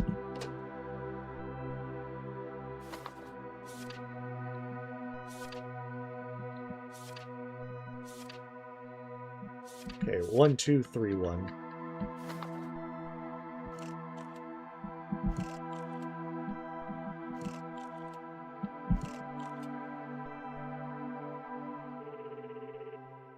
Is a new number?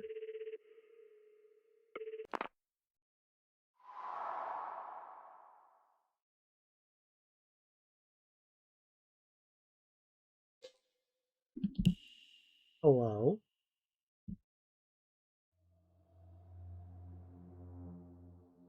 Yes, we're calling the moon.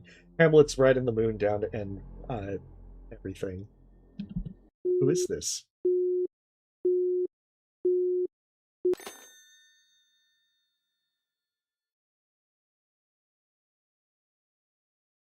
Who was I just talking to? Who did I call? And where? Someone is calling me this time. We can't ignore it. We need the deep lore. No. Why do you always rush to answer the phone? That's right. Her. I wanted to be her. I'm going to talk to him now. Wait over there. Hello? Papa? Hello? Papa, how are you? Hey there, Amy. I'm fit as a fiddle. Would you look at that? It's December 31st. Happy birthday. That said, this year's almost over. Thanks, Papa. And thanks for the present, too. Daniela gave it to me yesterday. Glad it made it up there in one piece. Oh, by the way, I have something to tell you, but first, that roommate of yours, is she nearby? I wanted to be her. Something's wrong? Why are you staring at me like that? Did you know, Papa? Mary's father abandoned her. That's horrible. Not that I'm any better. Look at me, pot calling the kettle black. What are you talking about? You're the best papa ever. Really? Thank you, Amy. You know what, Papa? Mary always says the funniest things. Oh, do tell. Hey, Mary, say the funny thing again. I've never gotten a present. I'll save everyone with the phone. That's practically her catchphrase these days. Save people with a phone? Huh. Wonder if I could do the same myself. Of course you can, Papa. You're saving me with this phone right here. I sure hope so. Oh, right. That thing I mentioned. I sent you a plushie. It's on the way as we speak. And this one has a little secret in it. He's hidden a flask of alcohol in the plushie. A secret? That's right. This plushie is very, very big. And on the back there's a zipper. Open it up once it arrives. Inside you'll find... Oh, there's something inside. Whoops, nearly spoiled the surprise. Cocaine. If Philip Schrodinger's plushie business, you know, it did really well, not just for the plushies, but for the drugs that he smuggled through there. Oh, what's in it? I want to know. Oh, can I guess? Is it that telescope I've wanted since forever? Or maybe, aha! Tickets to the play I've been wanting to see? Yeah, close, but not quite. Then... Oh, can you hold on a second, Papa? Hey, Mary. Sorry, but... I wanted to talk to Papa, just the two of us. Can you go somewhere else, please? Oh yeah, we don't look like Amy. I guess that's why we ended up braiding our hair to look like her.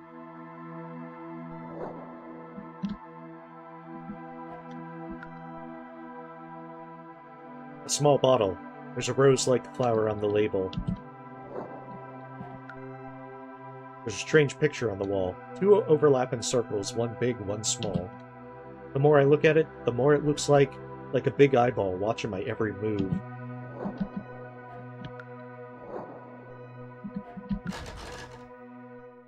It won't open. There's a piece of paper in front of the door. It's the same paper Daniela uses to ask us to do things. We never get to talk face to face, so this is how she tells us things. Okay, but what if I break into this room? Oh. Lifetime of crime begins. I'm Mary. This is my face. I never liked it. If only I had one like Amy's. Someday I'll be like Amy and save everyone in the world with the phone. Just like this. This is definitely explaining things. We've got the deep lore.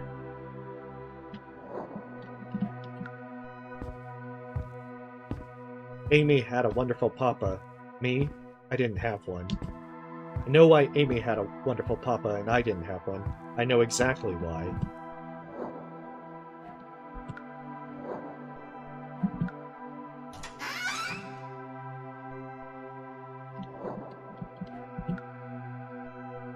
The phone feels too heavy to use. Yeah, you gotta work on your phone answering skills, Mary.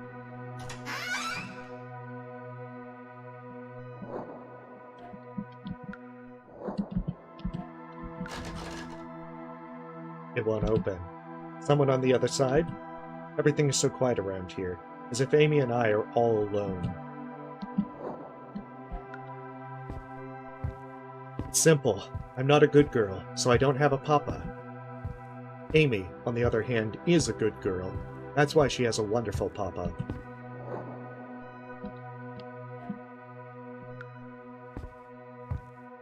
Amy is a good girl. She saved me from being lonely. Thank you, Amy.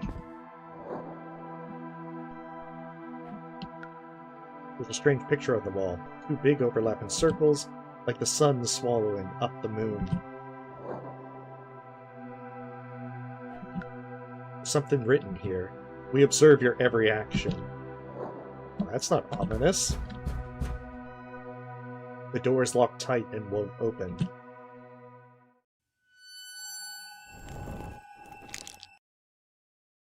Oh, just add some instant horror.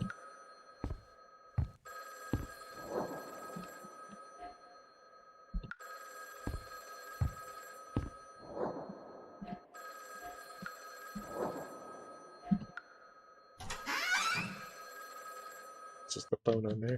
Can we actually answer?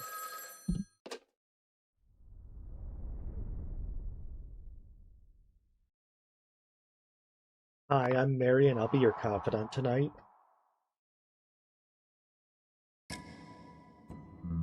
Hello, am I speaking to Mary? I'm with the police. Your father's been missing for some time now. I wanted to ask some questions. Oh, this will do wonders for Mary's mental stability. Your father always kept a briefcase on his person. This briefcase. Was it made of wood, or was it leather? I don't know. You don't know. I see. No, don't tell them anything. The police just want Papa to be dead. Oh, we have a cat plush.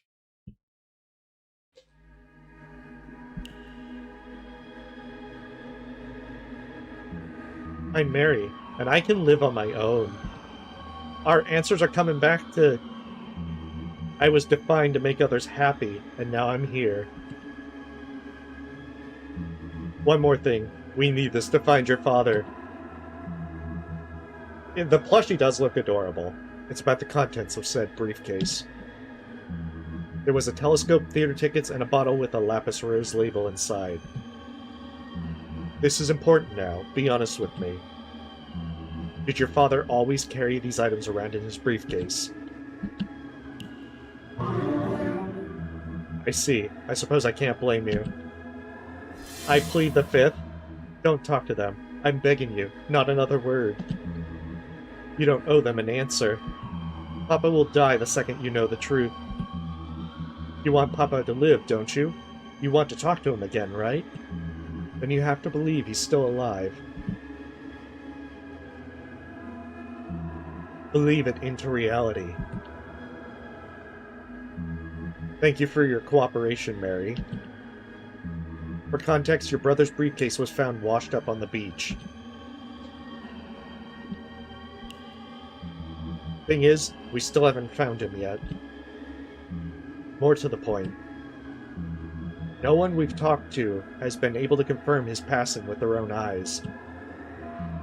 I honestly can't tell you if he's dead or alive at this point. Papa. My Papa. Where is he right now?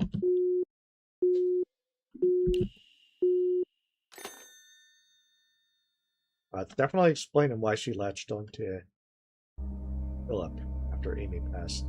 It just happened one day. Papa disappeared all of a sudden. All I could do was sit at home and wait.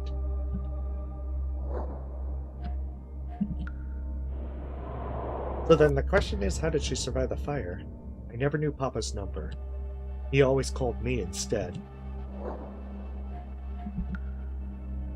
Pictures of animals. A deer, a fox, a cat, a dog. I drew all these. They all want someone to talk to. Oh, so this is... When was the last time he called me, though? I don't remember. This would also explain the why we're talking to animal folks instead of people. How many days has it been since he stopped coming home? I've already eaten all the cookies on the table. Papa hasn't called me in a really long time. Is there something I can do so that he'll call? If anyone out there knows, please tell me. A way to get Papa to call me. Oh, I hope she's not going to start a fire. I feel like I'm close to coming up with something.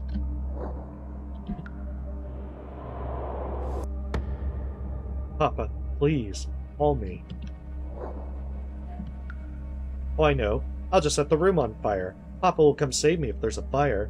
I'd never been more sure of anything in that moment. Oh no.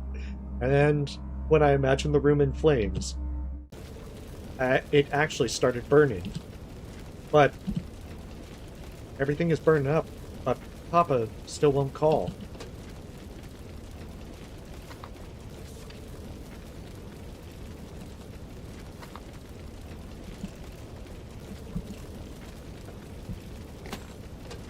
I think it's the 1, 2, 3, 1.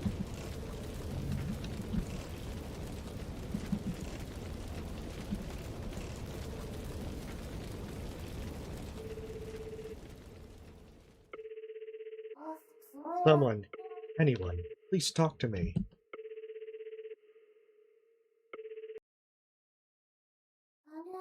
Hello? Anyone?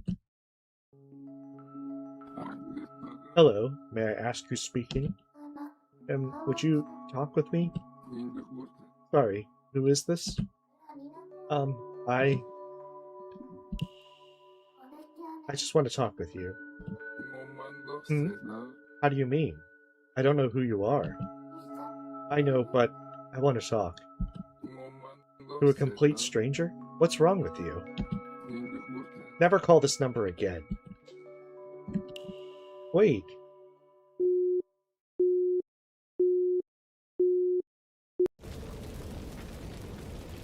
I just want someone to talk to. Anyone.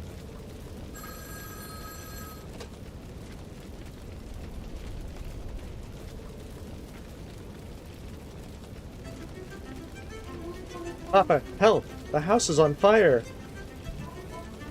I can't get out by myself. Papa, come save me! Papa? Papa! Oh, looks like you have the wrong number. Sorry, whoever you are. I'm gonna hang up now. Sorry again. Wait, Papa, don't hang up. The house is burning down. Come save me. I'm not your Papa. You have the wrong number. Bye.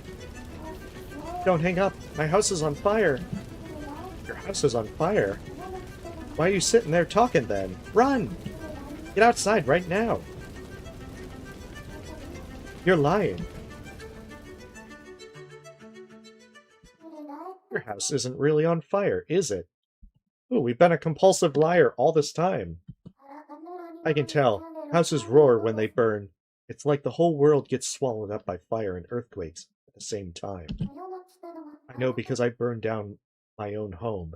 Not on purpose, but because I'm a moonchild. You're lying, aren't you? Nothing's on fire, is it? You're not a moonchild, are you? You're lonely, so you lied to get your papa's attention, didn't you? But I understand why you would. Just a bit. I get lonely too. So why not? If lying gets people's attention, then keep on lying. Being lonely hurts. Okay, this is going nowhere. I'm hanging up now. What's your name? I'm Amy. Thanks for talking with me. Thank you for talking? You must be really lonely. I want to talk more. That's not possible, at all. Because I'm a moonchild. I'm a moonchild too. Really? In that case... I'll have to tell Daniela. Oh, so we lied? That's how we ended up there. Then maybe if you're a good girl, you can come live with me. Do you want to?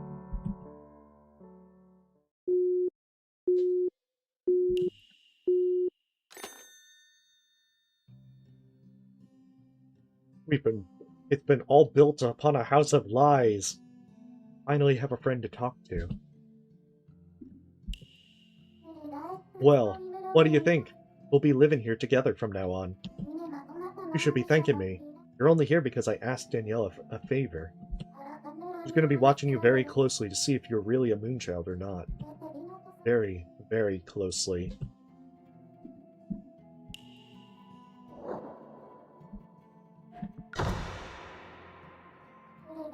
What are you doing? Don't go outside. Do you want to die? Follow me. I'll show you our room. This way.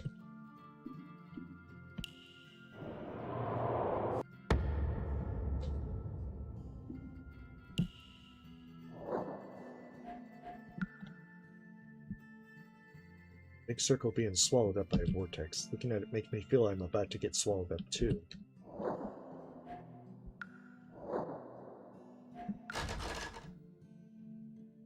It won't open.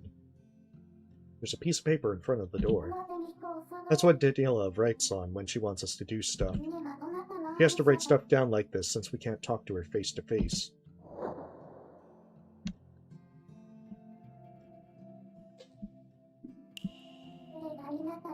What do you think?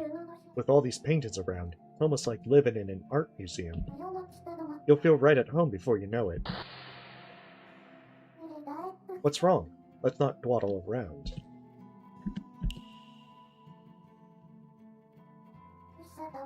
Hey, you still with me? How far does this hallway go? Good question. How far do you think? All the way to the end of the world, I'll bet. The darkness keeps going on and on and on. And on the other side, that's where the moon is. Maybe at least. Come on, our room's up ahead. That door right there.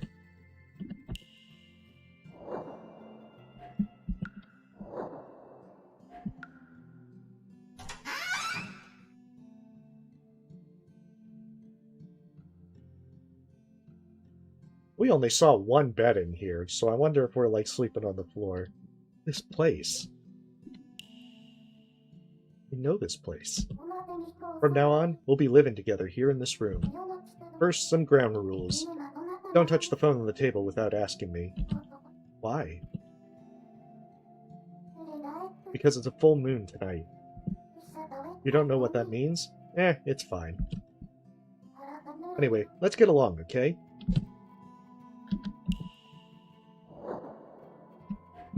I know, you said don't touch the phone. You told me not to touch the phone. I'd better listen to her. I think I remember someone once said, the telephone does not merely transmit voices, it connects people's hearts and minds.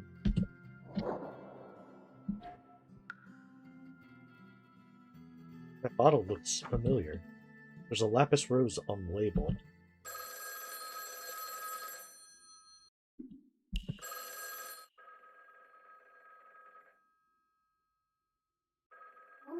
Today's special. I'll answer it. Oh, now I remember. I wanted to be her. Are you okay? I'm gonna answer the phone now. Wait over there, okay? Hello, Papa? It's Amy. Yep, I'm doing great. How about you? Are the plushies turning out okay?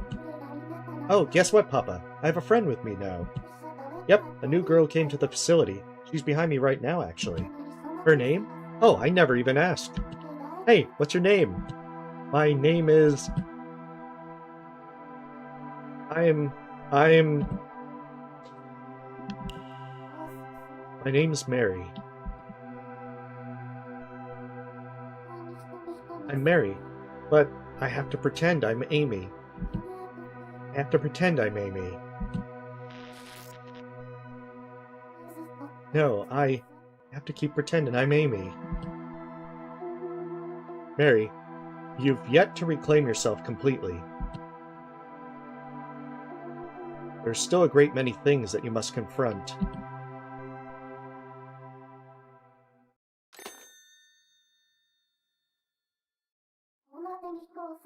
How are you holding up, Mary? It's been a week. Have you gotten used to your new life here? No answer, just like the last million times. Oh, I know. Hey, Mary, could you do me a favor? I'm expecting a call from someone. Could you answer for me? It's a secret who it is. Here's a hint, though. I hate them. Someone you hate? I don't want to answer the phone. I only want to talk with Papa. No one else.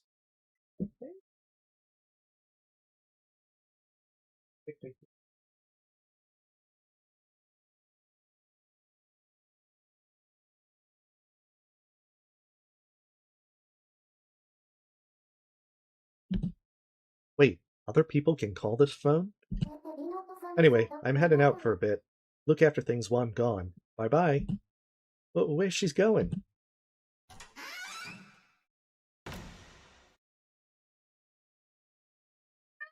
He's gone. Leave the room. I'm gonna snoop.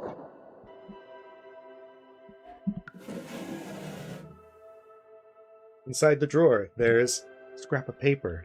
Something written on it.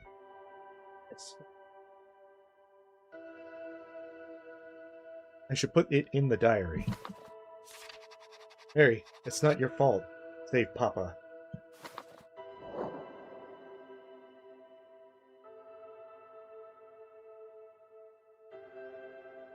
She's just like right outside of reach.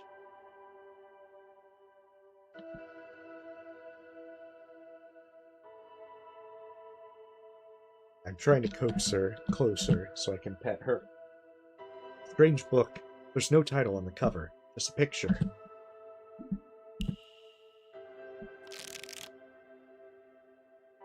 In regards to the abnormal fires that have occurred in this country over the past few years, all were found to share a common trait. The culprit was a youth in their mid-teens.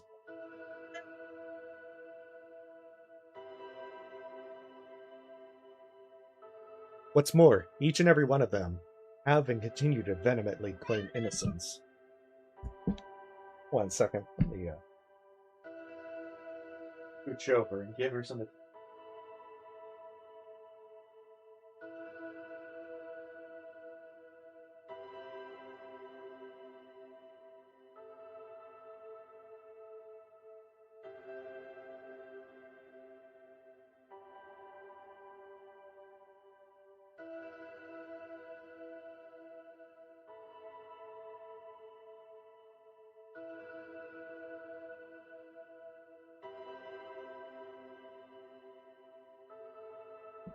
Sorry.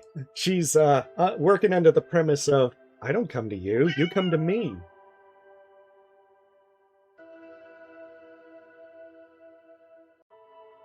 And the moment the petting stops, then she's like, no, I didn't tell you to stop.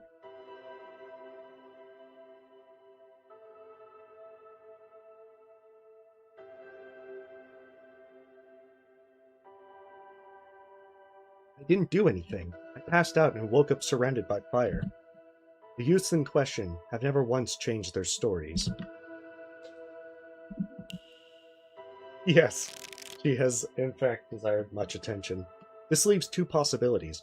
First, that said youths were in fact lying, and this is nothing more than a coincidental string of petty arsons. No, she's never really been interested in catnip, curiously. But she has a very curious, finicky. She likes certain spots, and she does not like to move from them, and demands attention come to her.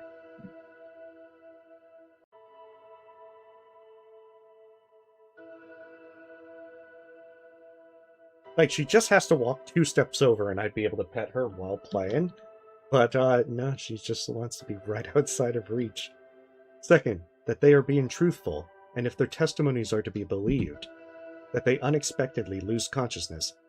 A common sense-defying event occurred, and as a result, they were blamed for setting fire to their own houses, a type of latent incendiary phenomenon, if you will.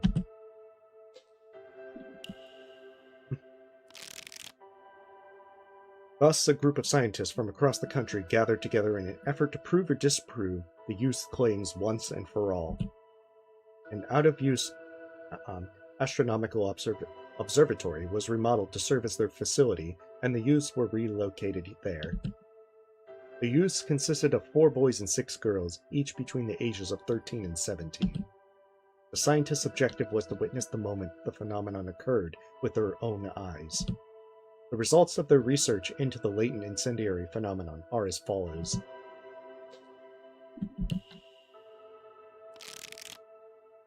Surprisingly, 7 of the 10 youths did trigger the phenomenon.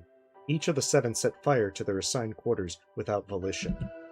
However, the scientists were unable to confirm the exact method by which they started the flames. This was due to the phenomenon never triggering while the youths were being directly observed.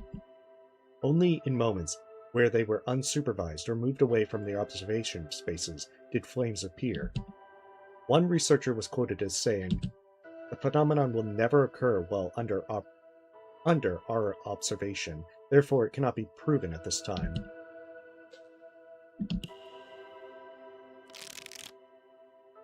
That said, a critical element was soon discovered, namely the sun. A mere 5-minute exposure to direct sunlight dramatically increased the possibility of the phenomenon occurring. Thus, when combined with the youth's testimony, it can be inferred that the phenomenon may be contingent on the presence of sunlight to a significant degree. Of course, such has not been scientifically proven, given the lack of direct observational data.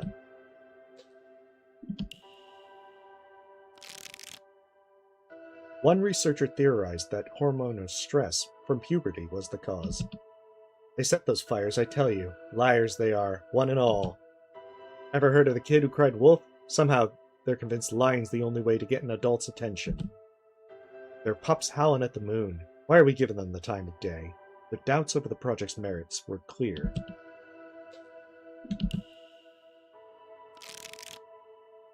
Exposure to sunlight was a possible trigger for the phenomenon, with potentially fatal consequences. As such, subjects had to be isolated in a location where even a single ray of sunlight could not reach. That is why the facility had only a scant handful of windows. However, human beings cannot grow in the absence of light. Thus, the facility was revamped to allow as such moonlight in as possible to serve as a replacement.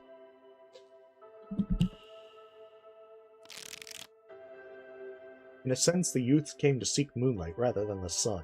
At some point, the researchers came to refer to their subjects as moon children, or singularly, a moonchild. One researcher cynically remarked that the sun cursed them out of envy for the moon. Oh, read from the start. No, thank you. I got the deep lore.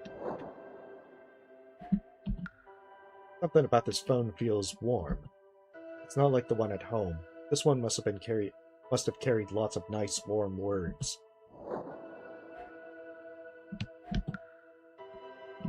Oh, it's the same thing.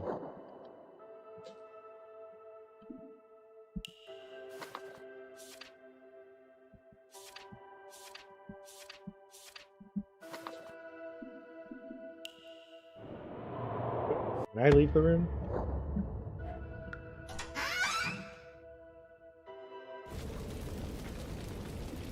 It burns! It burns! Save me!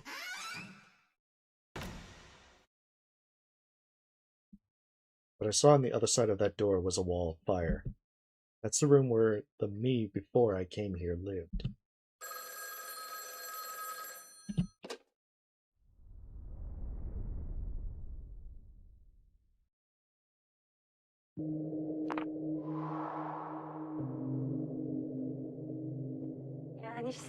Hello, it's me, Director Daniela.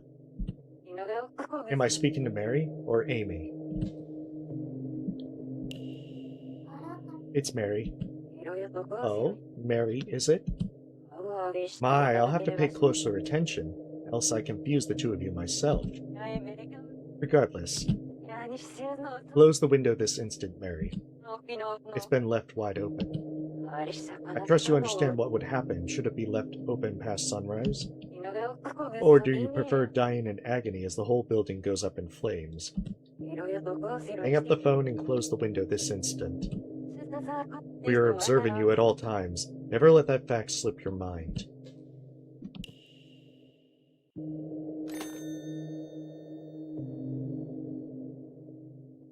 Have to do as Daniela says right away.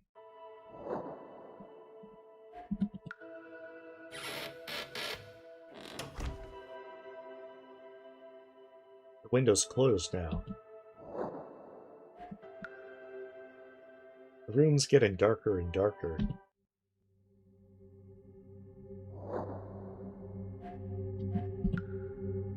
Ever since I was born, it's been nothing but lies.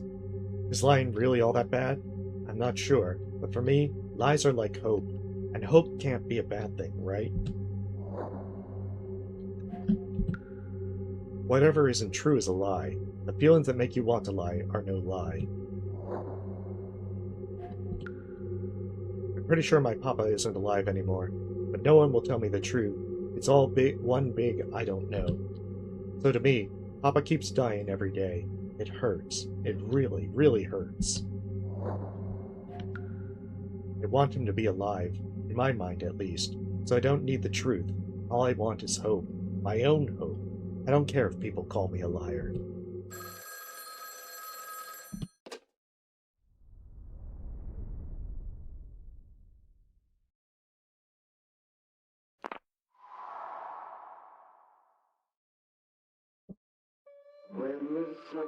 Hello, Amy. It's the full moon today.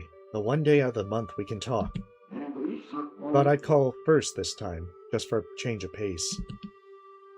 Oh, and that's why we ended up getting Philip. This voice, it's so gentle. What's wrong? Cat got your tongue? Just says Artemis Muse. Great timing.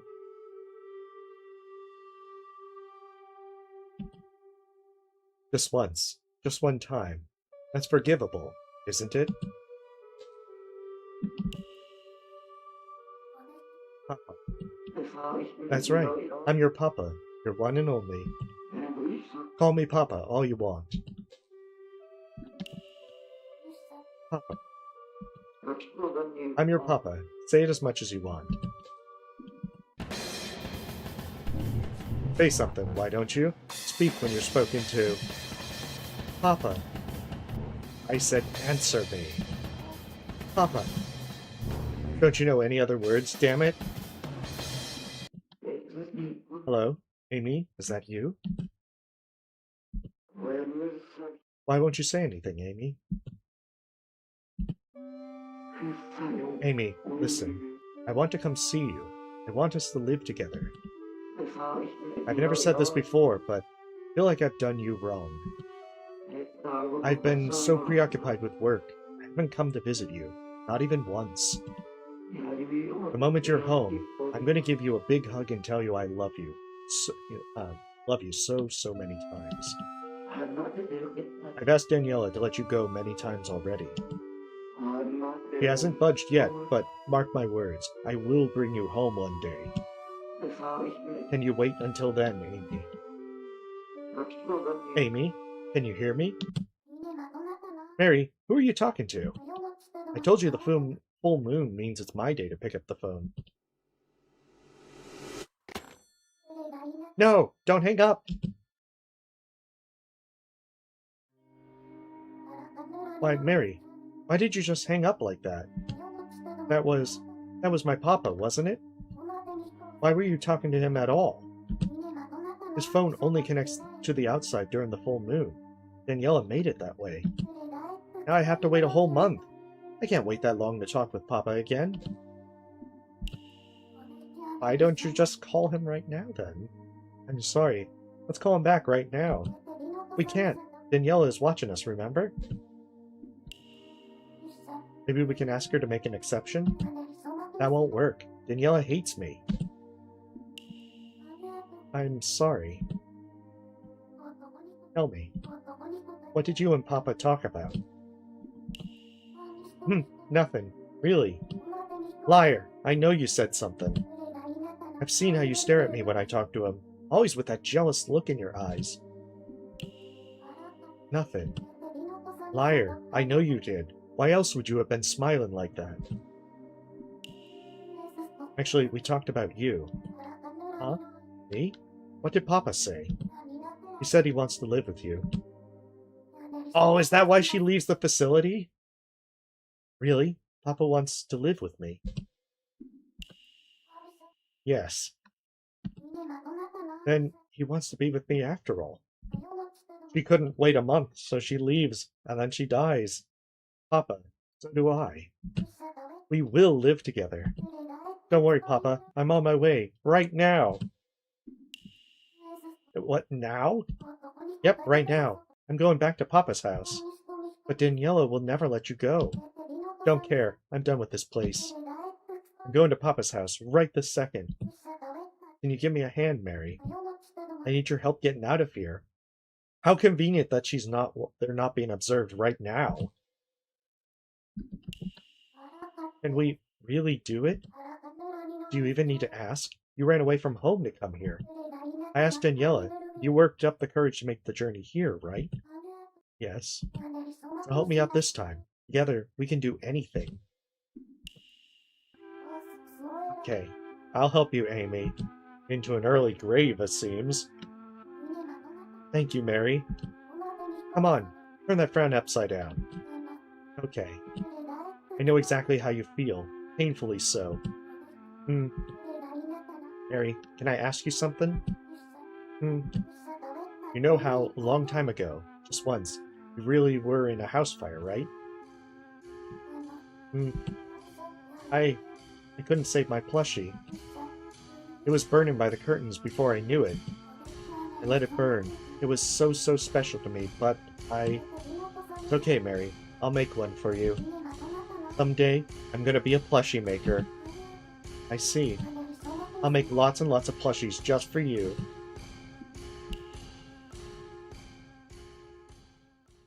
After that, Amy disappeared from my side, from the room, from the facility, and from the world. And that's how we got the conversations with Philip. Then one day, a while after Amy disappeared,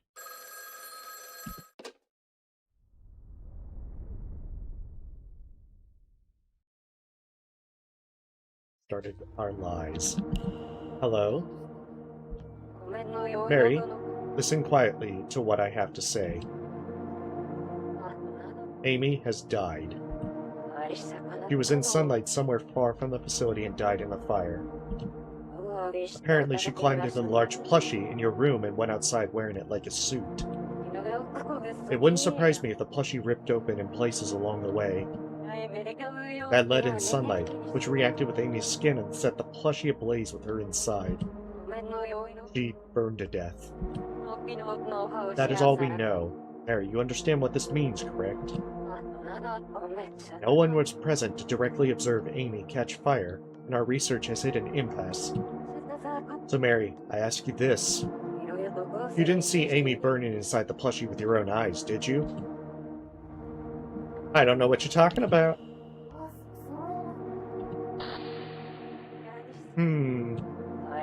When this conversation is over, I'm no longer allowed to ask you for further details. Instead, you'll be hearing from the project lead. Answer their questions truthfully. Am I clear? What is it? Is there something you wish to say? Did Amy really burn to death? Mary, do you not believe me? Then go to the storage room. You'll see the truth with your own eyes. Understand?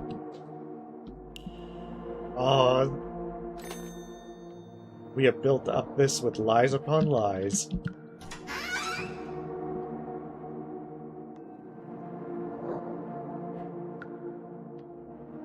Hello again, Mary. I'm just about to set off on a journey. I'm heading for Philip's house. Seems Peter the delivery man is going to take me there. Why am I going there, you say? Because Daniela said so. Philip can't seem to get it through his head. His daughter's died, so yeah. But one look at me and boom, it'll all click for Philip. I don't get him to give it up. At least Daniela seems to think so. But you're looking so blue for him, Mary. If it pains you that much, put me on like Amy did. Wear me out in the sun, and you'll go up in a big pyre, like Amy did.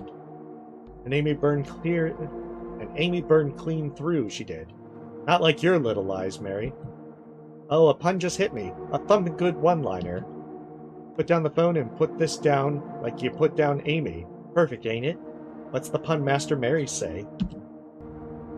Don't look at me like that, Mary. Ah, of course. Amy's the one you'd rather put on, not me. You did want to be her, didn't you? Oh, no. And then it's Philip right then and there.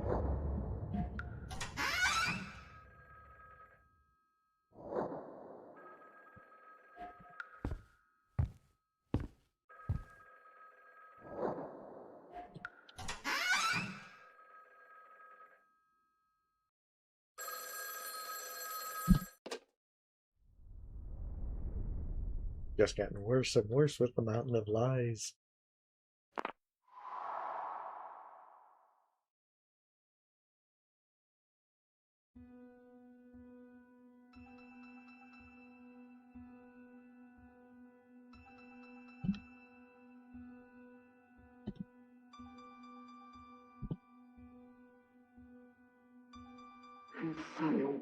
Did I actually get through? So that's how he also ended up believing that Amy was still alive. Hello? Wait, did someone just say hello? It can't be. That voice. Is that you, Amy? You're alive? Amy, it's me. It's Papa. I'm the ghost of Amy. I'm not Amy, so I can't say anything. But this voice, I wanted to listen to this gentle voice forever. I'm the ghost of Amy. Is what I wanted to say more than anything, but I didn't say a word. I'm not Amy, after all. Amy, what's wrong? Why aren't you saying anything? I know it's you. I'd never mistake your voice. There's something tragically funny about that, Philip. I haven't the slightest clue how you're on the phone with me right now. But knowing that you're still alive, and no words, that alone saved me. Amy, why won't you talk to me? Are you angry at me? All I wanted was to listen to this gentle voice forever. Why would I be angry? How could I when... I love you so much. is how I wanted to put it more than anything, but I didn't say a word. I'm not Amy after all. Was it just wishful thinking on my part? Are you really gone? Please, Amy, let me hear your voice. Of course, I must have been hearing things. It's fine. You don't have to say anything. I'm so sorry, Amy. Everything. It's all my fault. I might never see you again, never talk to you again. When it finally hit me, I...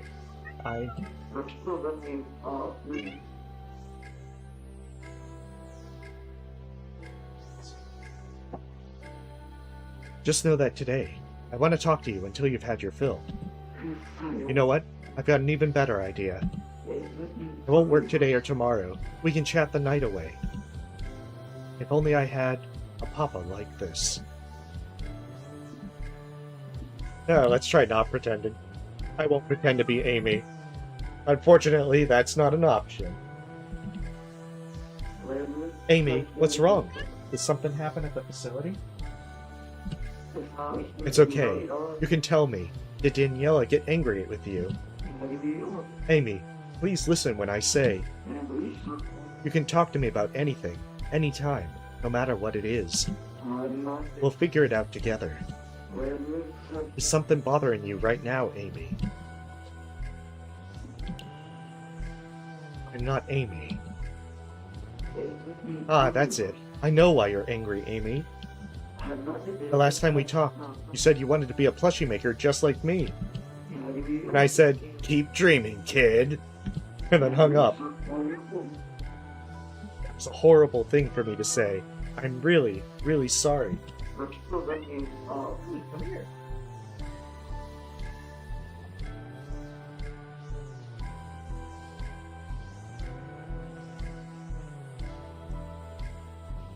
Yeah, it's a shame she's a little too old to jump on my chair like she used to in the past. It was much easier to pet her then. I was wrong. Everyone has a right to do what they enjoy. Look at me. I started making plushies as a hobby. Now they praise me as some sort of master craftsman. Amy, you can eat what you want, live where you want, wear what you want, and live how you want.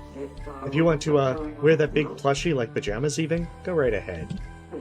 What I'm trying to say is, you can do anything. Be who you want to be.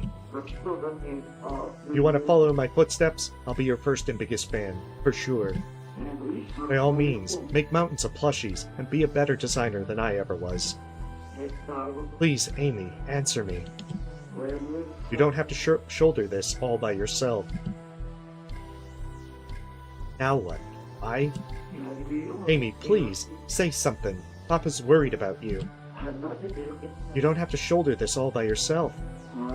If something bad happened at the facility, it's okay to tell me about anything, Amy. Anything? How the hell did you get this number, Mary? Who told you? Out with it. I really wanted to talk to you, Papa. You wanted to talk? So what? You dug up my number just to talk? Papa, I want to talk to you.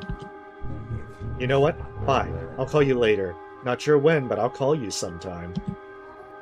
When is sometime? Will you really call me, Papa? Keep dreaming, kid. Amy, are you listening? No wonder why she latched onto Philip with such a rather troubled backstory. Amy. That is some serious trauma. You're really gone then. I have to say something. I'm gonna hang up now. I have to say something. Goodbye.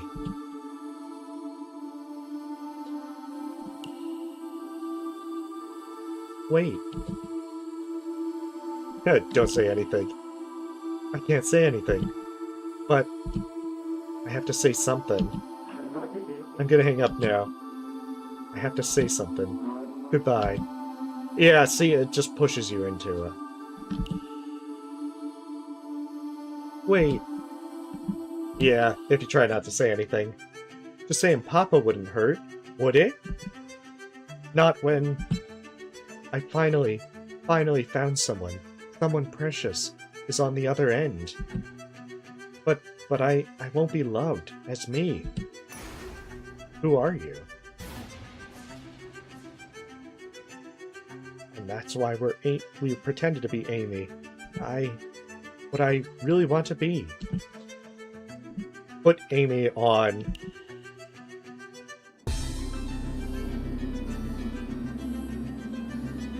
What I really want to be is Amy. I want to be you.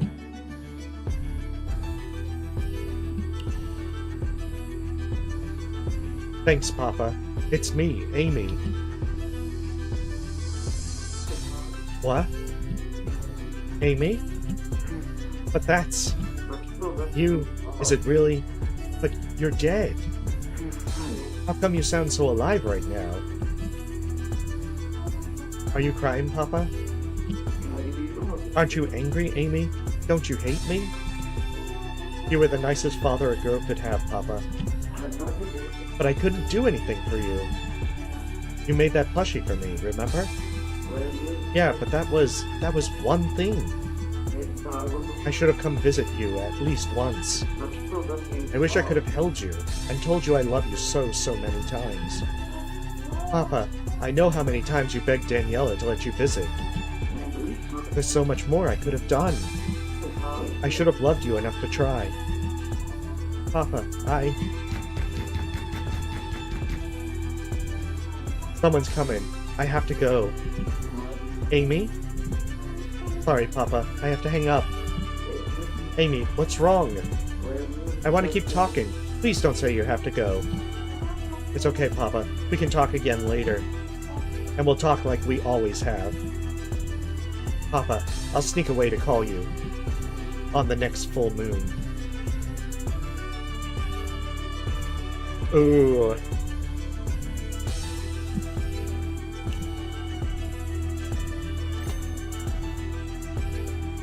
That was the start of our odd little routine. We chat every month on the night of the full moon. Some months, I called Papa. Other times, Papa called me. We kept it a secret so Daniela wouldn't find out. And I felt it every time I spoke to Papa. Felt my mind, body, and spirit becoming more and more like Amy. Before our calls, I'd look in the mirror and ask my reflection, "Who are you?"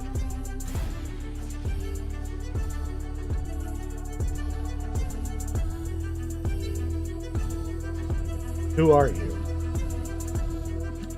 I'm Mary. No, I'm Amy. Yes, it won't let you.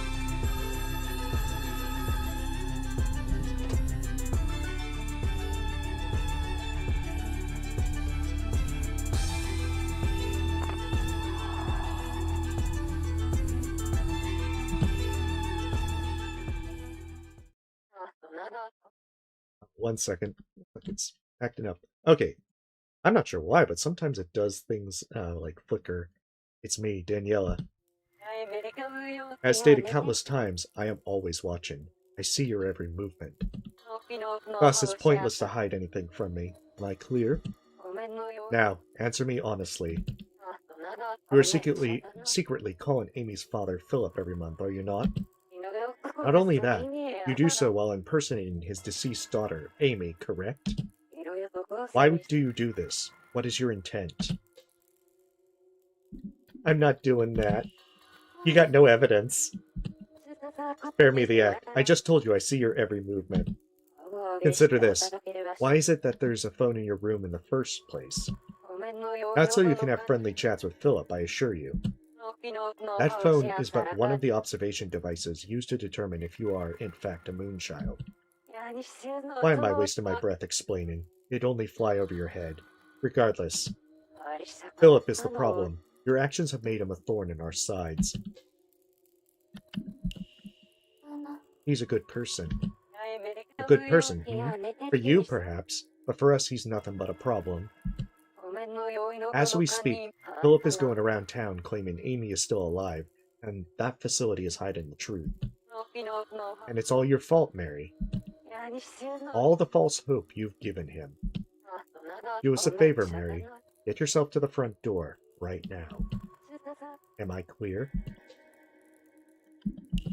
No, you won't take me alive. No, you think yourself above the consequences of your actions? It's time to reap what you've sown. Perhaps you fear the afternoon sun? Well, let me put that fear to rest. You can withstand sunlight without issue, unlike Amy. I know for a fact that you are no moonchild. You're nothing but a liar. Now go fix the damage your lies have caused. I'm hanging up.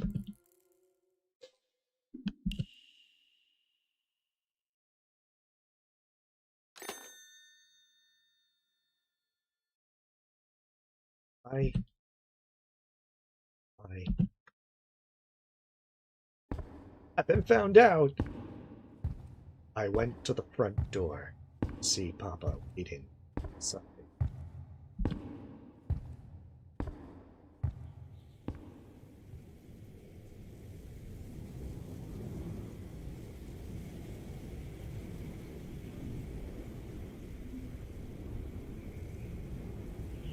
Everyone's got rug pulled here, including the player.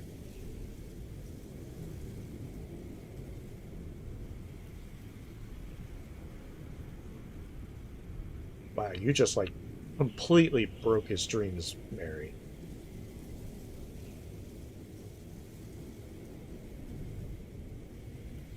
Just like crushed his hopes like an egg.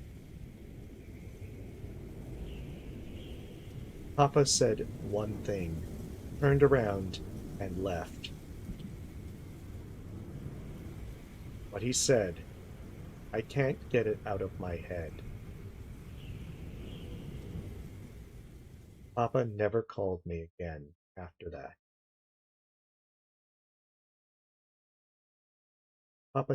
Papa's number I need, no matter what.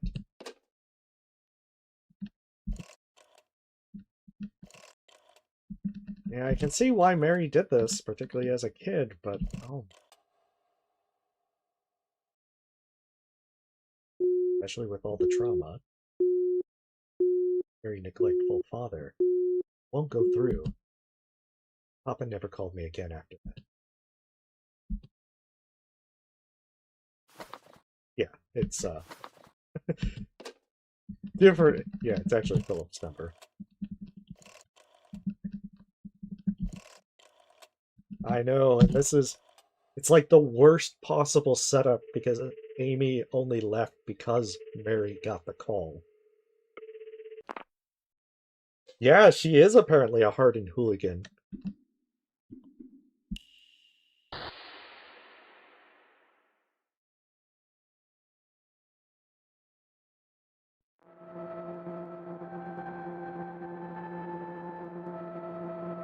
Who is this?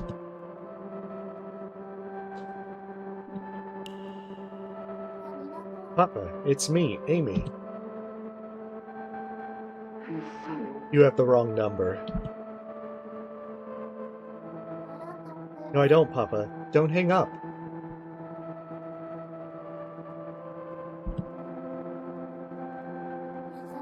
Papa, it's me, Amy. Did you forget who I am? Find another target for your sick jokes. Goodbye. Please don't hang up. I'm alive. I didn't die. Daniela lied about everything. Are you trying to tell me Amy's been alive this whole time? Yes. Don't you believe me? After all the times we've talked? Please, don't fall for her lies. The only liar here is you. You kept deceiving me by pretending to be my deceased daughter. I want to talk more, Papa. I've waited so long to do this again. Stop pretending to be Amy. Put me out of my misery already. Papa, shut up. Papa, there's so much I've been wanting to say, but you're not her.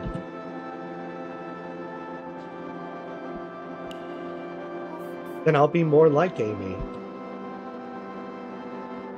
You can't. Amy's dead. I want to talk to Amy, not you.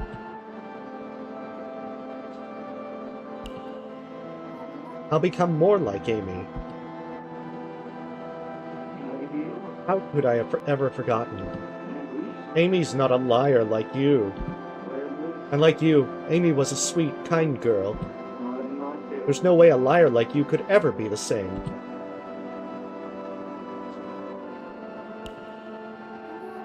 Become a good girl who doesn't lie. Starting now.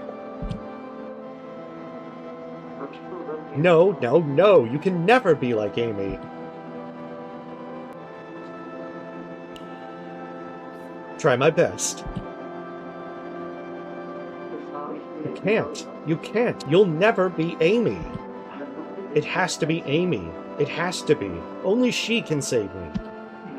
You can't save me. And it wasn't you I wanted to save.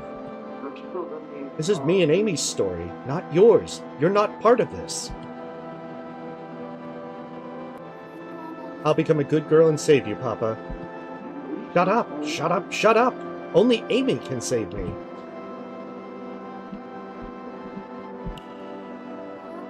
But if I become a good girl who can save anyone in the world, enough is enough. I can't keep doing this, don't you understand? Do you not understand what I said back then? Disgusting, disgusting, disgusting. Never call me again. Please, just listen to me. Stop it. You liar. Who the hell are you anyway?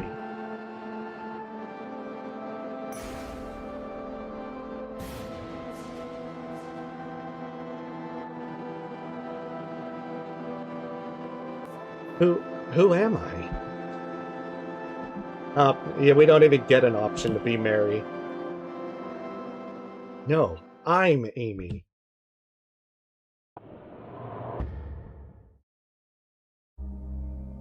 Say, why are you so eager to be me, Mary?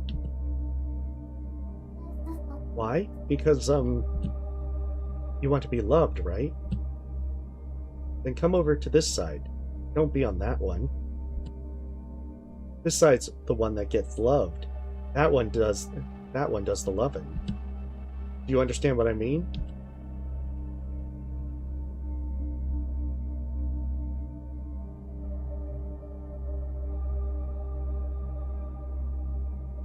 You're not on either side right now, though. You're in a world with no love at all. You're not a good girl like me, so no one can love you. And there's no one in this world who will look your way anymore.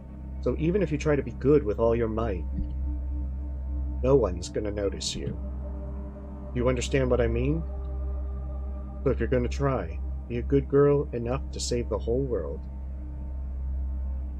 We have to get people to think Mary's the only one I can turn to, that you're the last confidant left in the world. You have to be a good girl. Or else you'll always be the world's worst girl. The world's worst girl? Me? Forever? What else would you be? It's about time you remember what you did. Mary. You remember that day, don't you? When I ran away from the facility? I got inside that big plushie Papa gave me. Then I went outside. And I burned, together with the plushie. Mary, you closed the zipper all the way, right? You made sure the zipper on my back was shut, right? You looked, didn't you?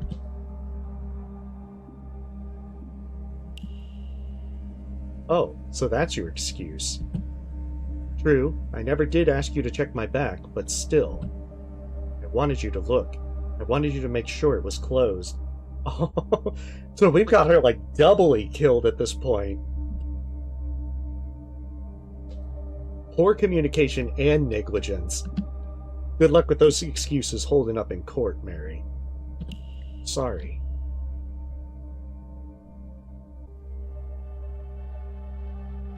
Mary, you couldn't save me. And you just made things worse with Philip. Not just me, Papa, and even yourself. You couldn't save any of them.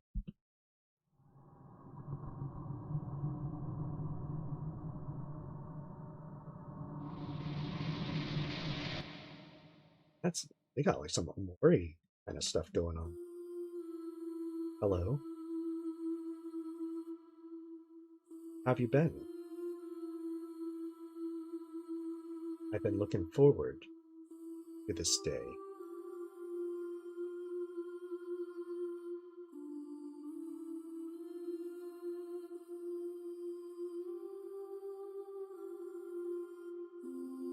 How could I have been loved? How could I have become a good girl?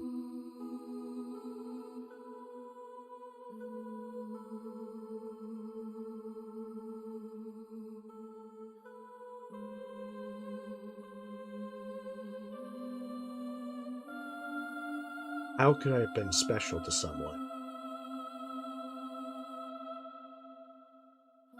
How could I have talked to someone? No one needed me.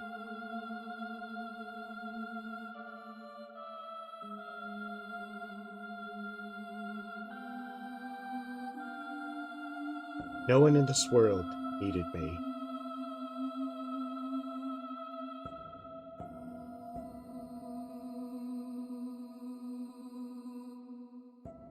From a world where I'm fallen,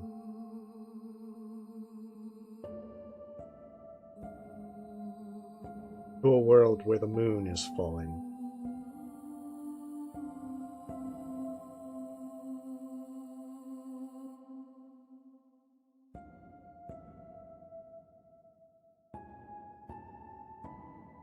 By the way, have you seen the moon tonight? It's huge.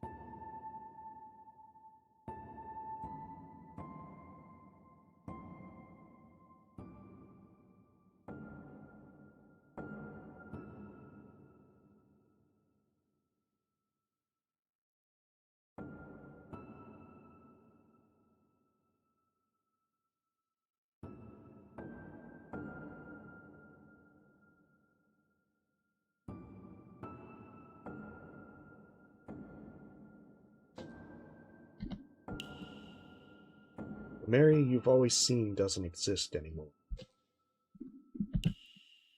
The cat. The plushie burned up. A lone telephone sits on the desk.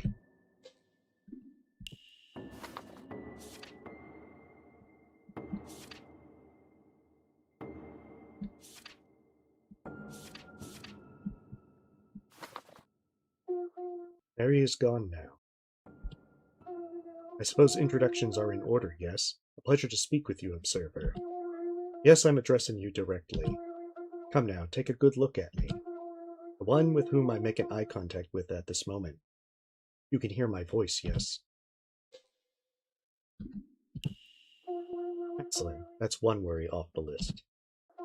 You've been watching over Mary from that side all this time, yes? I'm well aware. Apparently so. It's just complete tragedy all the way. Poor communication, negligence, all that kind of stuff. And from deep-seated trauma. Was she enjoying herself from your perspective, or was she in pain? I knew from the very beginning of the existence of an observer known as you, and thus the time has come to cast a spotlight upon another. Come, it is your turn to sit in Mary's place, and also your turn to save Mary. Come closer. Break through this wall separating you and I. Ooh, we get like a fourth wall break. Tear down the wall that divides us. Perhaps it is impossible after all. Ah, I see. The same loneliness that dwelt within Mary also dwells within you. Thus the wall is impenetrable. To think you are such a lonely soul as well. A miscalculation on my part. Well, no matter. You can still call Mary without taking her seat. It would have been quite photogenic, however, were you to sit in this chair, reassuring in a way. Yeah, oh, I just noticed scratched off. That's true. But fret not.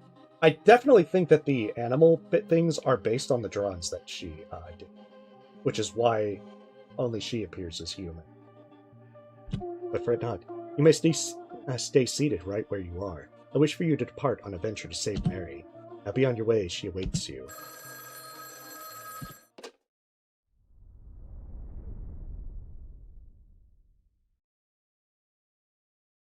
This has the kind of fourth wall break that with like multi-ending heroes such. Listen closely, if you will. Very, very closely. You feel it. The faintest traces of Mary's existence. She is lost within that vortex of innumerable spirits. Her very being is on the cusp of disappearing.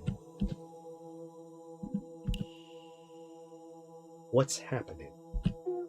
This time you, the observer, must define Mary's existence. Listen to the spirits. Speak to them. We shall begin, of course, with the magic word. I trust you know what that is. It's a shame there wasn't please. Hello?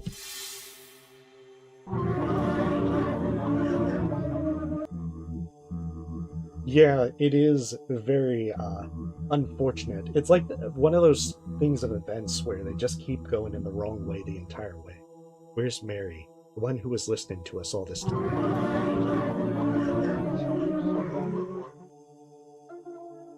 Mary is on the other side. Mary, are you there? I see. So Mary is over here. That's it then. The world really is going to end. The last 21 nanoseconds will finally proceed. They won't even have time to get that out before it's over. Humanity can finally be at peace. Everything in this world was decided by Mary. And so Mary will end the world. Who is that? You know. Mary will be defined by you. However, Mary is also in need of your help. We want you to help Mary. However, Mary will soon disappear. Hurry, observer. Or else Mary will disappear forever. Mary yearned for someone to speak to. She too carried a burden deep within. This call was the result of her deepest wishes. Do you truly remember Mary? Do you know what convictions Mary held? Oh no, I'm gonna pop quizzed! Please, someone, just tell me. On the stuff I picked. What did I believe in my everyday life? I can live on my own.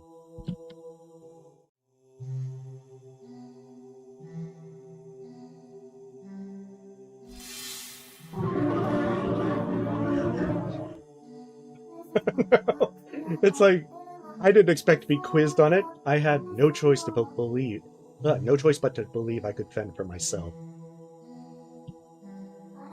Because I was always alone. So I told myself that this was fine. It's Mary. She's finally responded. A tad unstable in her current state, but she's definitely there. Come, observer, speak to her some more. I ran away from home. I thought I could change the world. But the world didn't change.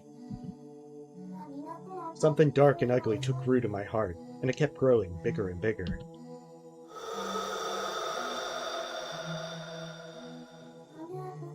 What was that feeling? Yeah, I remember it was self-hatred for the second one. But now I can see that it was envy for friends. She envied, Amy. Although manifested as self-hatred. I'd lost all hope in myself. In me, who had absolutely nothing. Why did she have everything I didn't? I just wanted someone to talk to. That was all. Was all. And yet, long before meeting Amy, that fateful day, my papa suddenly disappeared. He never came home. But I held out hope that someday he would give me a call. I waited and waited, all alone in my room, believing the phone would ring.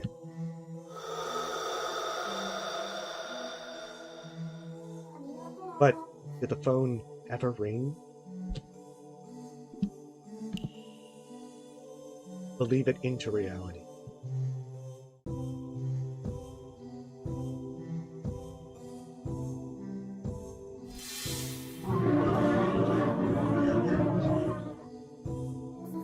Yes, the phone did ring one day. Like I'd believed so hard, it became reality. But the call wasn't from Papa, but from Amy. He called from the facility that rescued me. I was right. My wishes would come true if I believed hard enough. Amy and I lived together at the facility. I finally had someone to talk to. But then Amy left. She went out to see her Papa. Then she burned to death. I pretended to be her.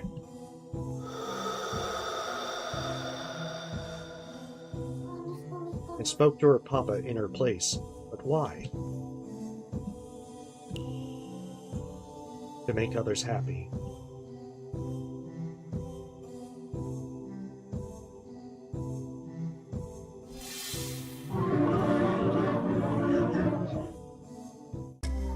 I realized how he felt the second I heard the grief in his voice. Because I held the same grief. That's why I unintentionally called him Papa. Yes, I'd gotten what I'd always wanted. I'd found myself. I'd found someone to love. Yes, I finally realized who I was. Who are you?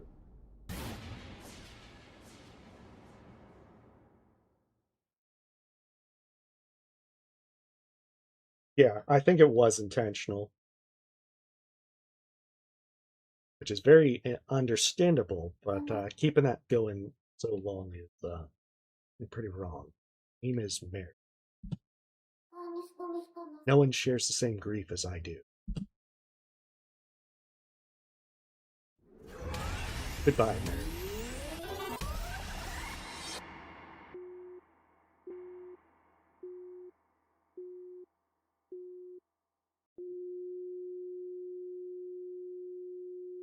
Don't know what number that is.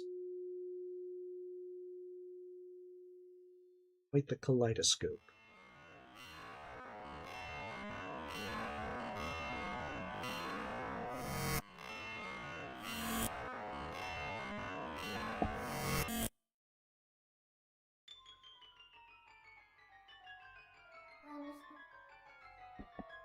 Hello.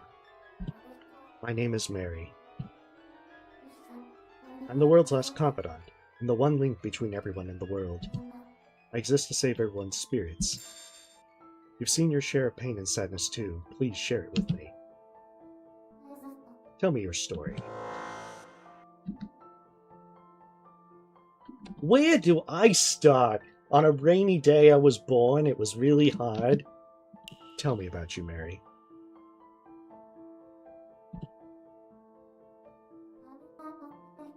Who's that? I can't remember myself very well. But who cares about me? Tell me about yourself. Anything at all. It's my job as the world's last confidant. Just like with Lucy, Thomas, and Violet, I have to keep talking about someone else or someone or else. Hello, my name is Mary.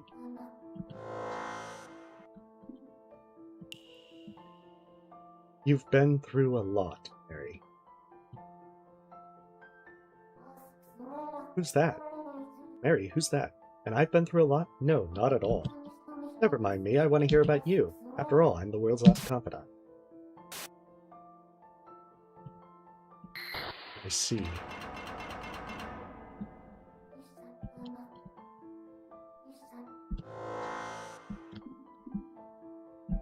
Let's go with, where do I start?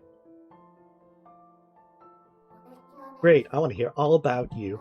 Okay, let me ask you some questions. Tell me whatever comes to mind.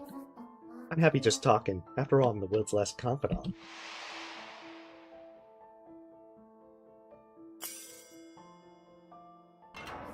But please, tell me your story. Share your grief with me.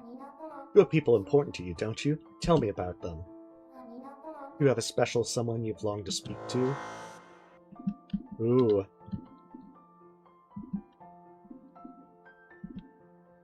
I had no one like that. I am a tortured spirit who lives alone.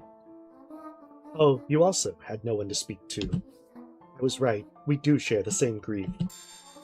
Huh? The same grief? We shared what? It doesn't matter. I'm just glad you opened up to me.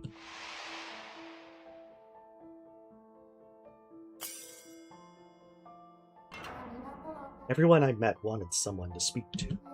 They couldn't pass on otherwise.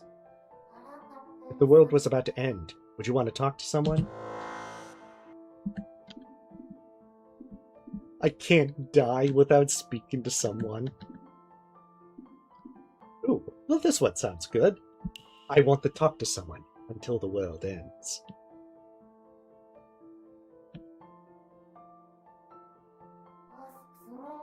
There's that much you have to say?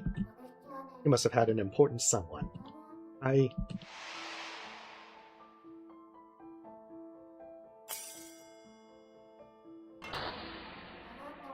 want to hear more about you. But why does my heart feel heavy? Is my worry coming back? That day, I was waiting inside that blue room. Waiting for someone to call. Someone precious to me. Who was I waiting for all that time inside the blue room? Ah, shoot.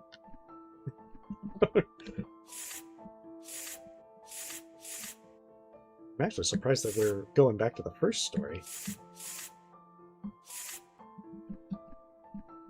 Shoot. I can't even remember the first story. So why would we be getting a call from them?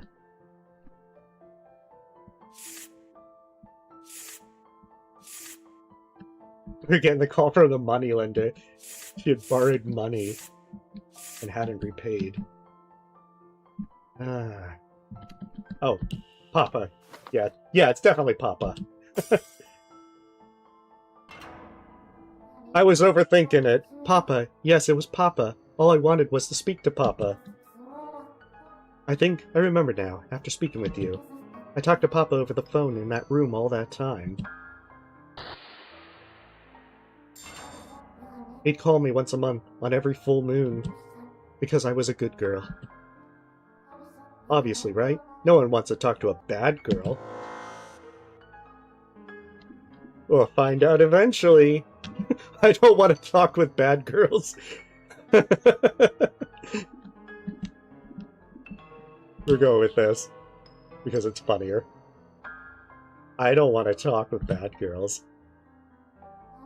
Of course, who'd want to talk with a bad girl? Would you stop talking to me if I was a terrible person? There's something tragically funny about that, Mary. Thanks to you, I can feel my memories coming back. I can almost remember now. Papa sent me lots of gifts because I was a good girl. It sounds like we're doing something very much like Violet, and kind of just building a lie that helps her pass on. I couldn't go out and see the ocean, so Papa dove in to get me a gift. It made me so happy.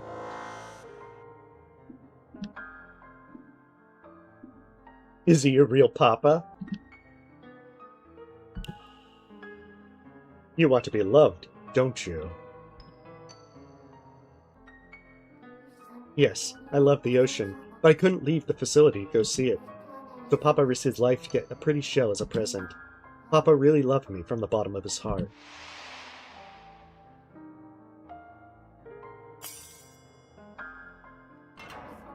Exactly.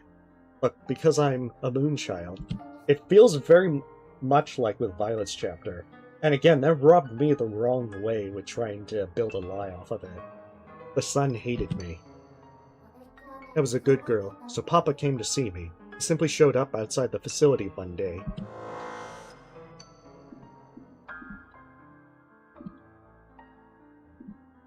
How did you feel?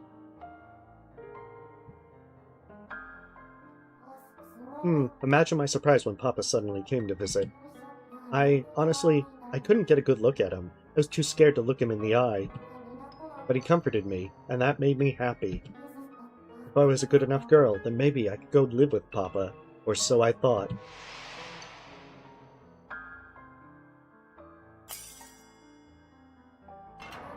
I had to save the world. I longed to be with them. I wanted to. I had to. I had to be just like her. No, not like her. I had to become her. Cheerful, strong, and kind. I wanted to become her. Her name was...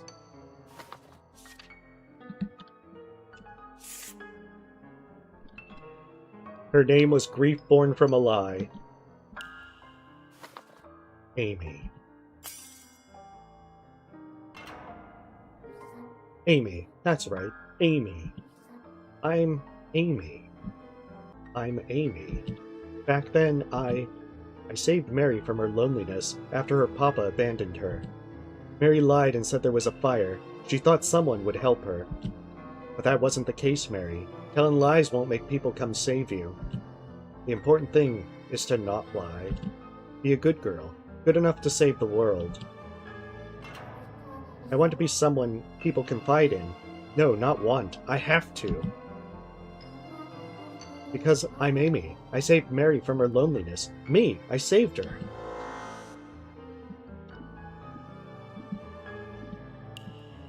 Ah, you don't have to save the world.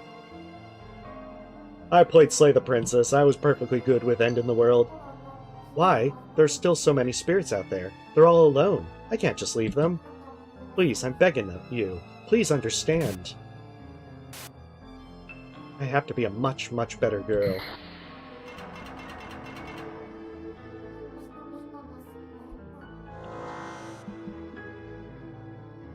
You're a good girl. I'll give you a pat on the head. Maybe a cookie. Thank you, but something's still missing. I still haven't saved the world. I'm supposed to be the world's last confidant. But there's still so many spirits in need of saving.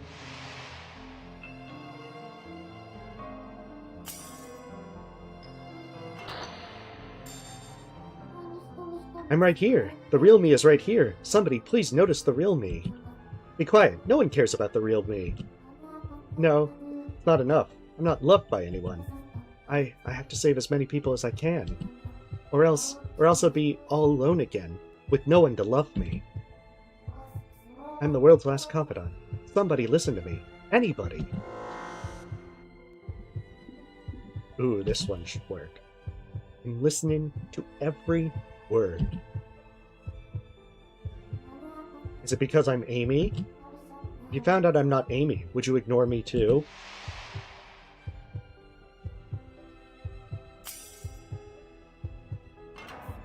Say, why won't Papa call me?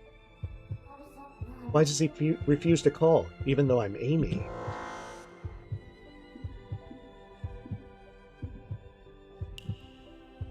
You wanted to be Amy, but you're not Amy. I wanted to be a good girl. I always wanted to be like Amy, but now I don't know who I am anymore.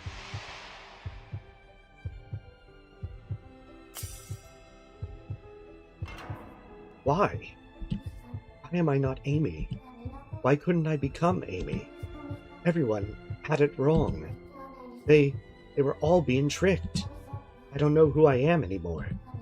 Hey, tell me. Who exactly am I?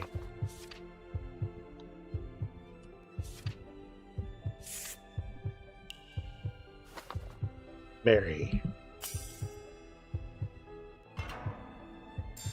Probably a good thing it put me in there, because otherwise I would have picked Grief Born from a Lie.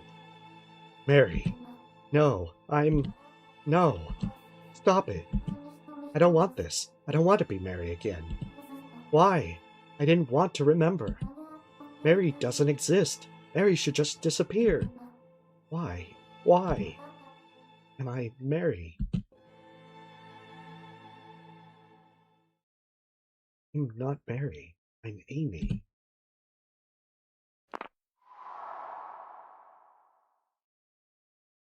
Yes, it is true. That is descriptive of her circumstances. But I don't think there's many people that would be named Grief Born from a Lie. Although I would say that would be a pretty cool name. It would stand out for sure. Thank you for all the postcards, Papa. It's no trouble. You should become an FBI. Her deep cover story. It's no trouble. Anything for my little girl. I love the pictures you draw on them. Cute animals, funny sea creatures.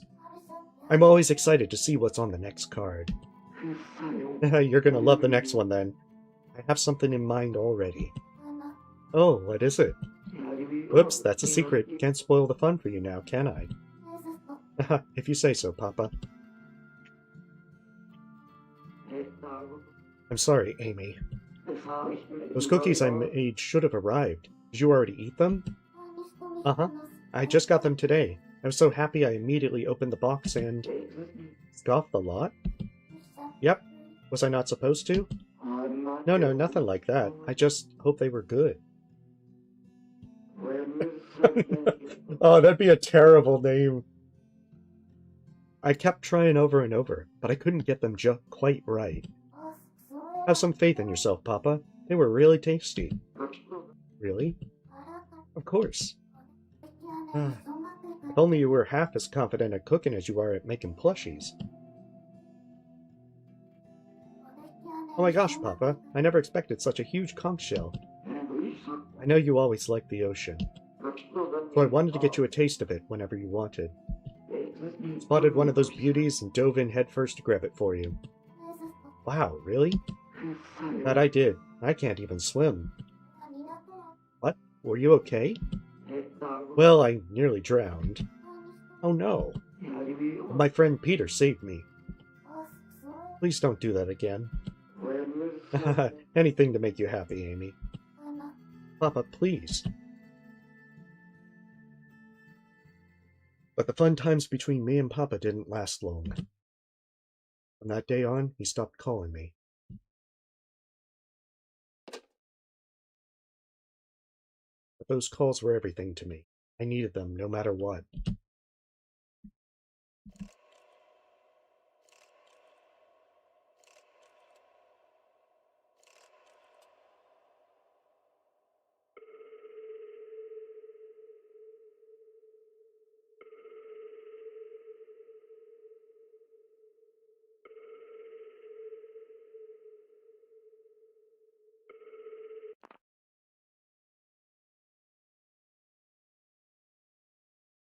I'm guessing we are. Hello, Papa?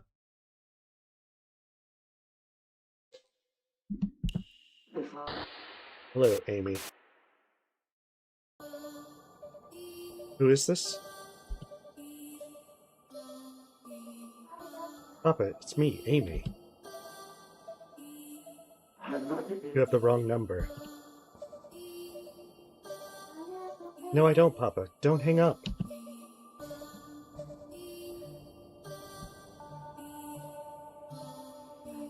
Papa, it's me, Amy. Did you forget who I am? No, I didn't. Find another target for your sick jokes. Goodbye. Please don't hang up. I'm alive. I didn't die. Daniela lied about everything. Are you trying to tell me Amy's been alive this whole time? Yes. Don't you believe me? After all the times we've talked? Please, don't fall for her lies. You don't need to lie anymore. The only liar here is you. You kept deceiving me by pretending to be my deceased daughter. I want to talk more, Papa. I've waited so long to do this again. Stop pretending to be Amy. Put me out of my misery already. Papa, got up. Papa. I'll try my best. You can't. You can't. You'll never be Amy. It has to be Amy. It has to be. Only she can save me. You can't save me. And it wasn't you I wanted to save. This is me and Amy's story, not yours. You're not part of this. I'll become a good girl and save you, Papa. Shut up, shut up, shut up. Only Amy can save me. But if I become a good girl who can save anyone in the world, enough is enough. I can't keep doing this. Don't you understand? Do you not understand what I said back then? I'll call you again and again. Disgusting, disgusting, disgusting. Never call me again. Please, just listen to me. Stop it.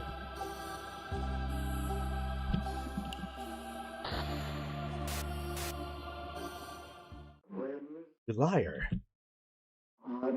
Who the hell are you, anyway?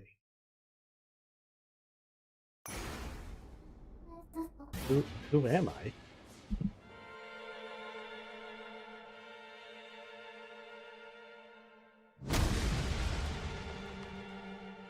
In that moment, the moon fell to our world.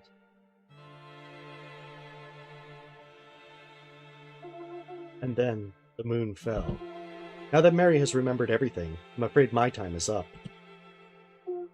Despite everything, did Mary perhaps want the moon to fall? No, I don't believe that to be the case. Someone, please, tell me. Why am I a liar? She merely wanted someone to talk to. This time, you must be the one to listen to Mary and save her. Why you? Because I will soon disappear. This is my final request, dear observer. I shall ask as many times as necessary. Please save Mary. This time, you must be the one to listen to Mary and save her. You must be the one to finish her unfinished call. Mary's fate rests in your hands.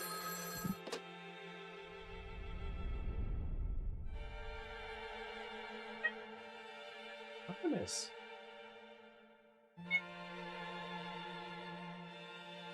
Hamlet might be disappearing, but Artemis sure isn't. Imagine a world where the moon did not fall, where Mary and Philip's conversation continued. You shall be the one to grant Mary's unfulfilled wish.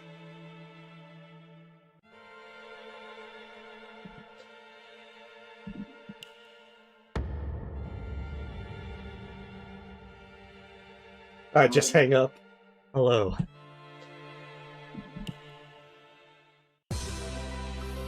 Mary, it's Papa.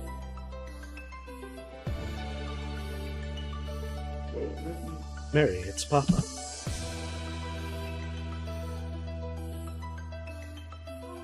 Huh? The call went through? Let's talk, Mary. I want to speak to you. But I couldn't be a good girl. There's no way anybody would accept me like this.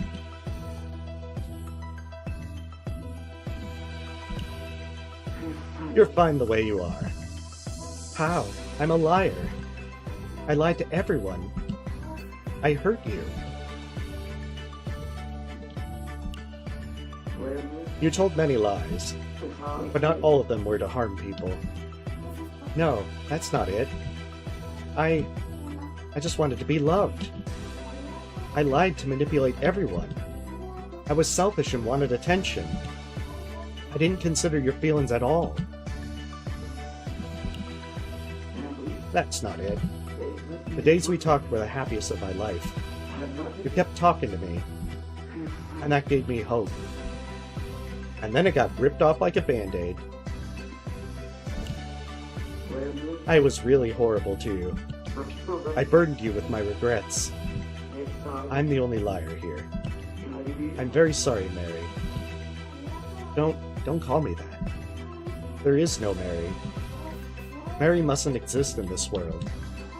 Papa, please, call me Amy. You are Mary.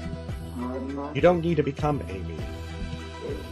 You're loved as you are now. Just keep being yourself.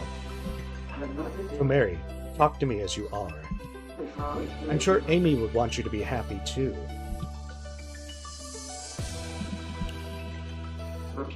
I'm so happy I got to talk to you. To hear your soft voice. It was tough, Mary, constantly having you on my mind. Who is he talking about? I'm Amy, not Mary. Mary, I want to apologize for everything. I tried to use you to fill the void left from losing Amy. And I said those horrible things in the end. I'm a terrible adult. I know it's too late to beg for forgiveness, but even so, I have to say this. I am so sorry. Who is he apologizing to? I'm Amy, not Mary. Please listen very carefully. You're not Amy, you're Mary. Let's remember together, okay? You're Mary, not Amy. You record important memories in your notebook, right? So Mary, let's remember together. Oh god, I'm getting another quiz. Remember what? I'm Amy, not Mary. She wrote about you in her diary all the time.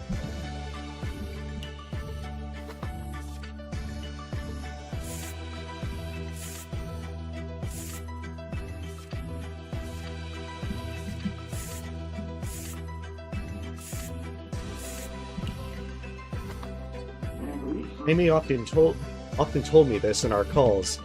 I wish Mary was my little sister. I want us to live together.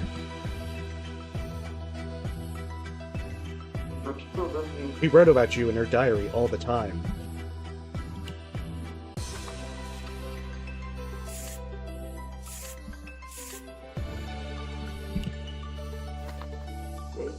Actually, Amy did ask me for a favor.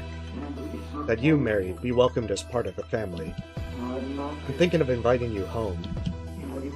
Daniela even gave us her blessing. Yeah, I think at this point Daniela's like, I want her just to get her the fuck out of here. She wrote about you in her diary all the time.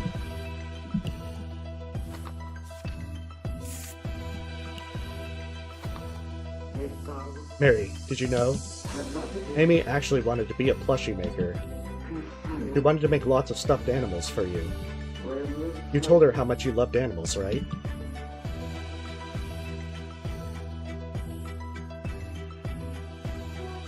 Amy, did you ever? I see. I could never forgive myself. I always hated that I couldn't live for others. Hated myself for not being needed by anyone. I had no place in this world with everyone else, but I wanted one. I didn't actually want to be a good girl. I just wanted people to call my name, to be needed by someone.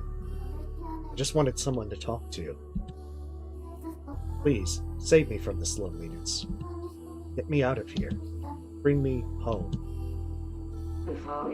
She wrote about you in her diary all the time. Mary, I'll come get you right away. Wait for me. I won't be long. I won't let you down anymore, so please, hold on just a bit more. I'm on my way now. I'll come get you, I promise. I'll be there before the moon falls. I'm coming to take you home, Mary. There's no way you would. I don't believe you. Liar. All grown-ups are liars. How do I get people to love me? How can I live by myself? How can I live for someone else? Someone tell me. I can't be Amy.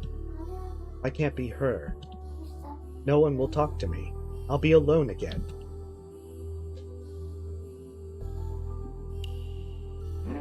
You are not alone. You've spoken to lots of people. People who share your grief. My grief? Yes. You've spoken to so many people. What you shared was kindness. You barely even knew their names, yet you supported them in their darkest times. And they supported you in turn.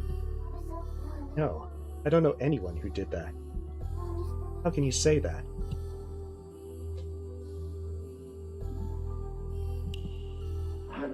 Because you did that. You gave them everything they wanted.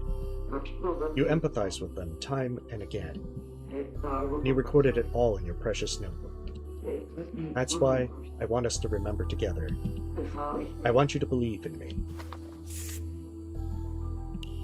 Believe it into reality.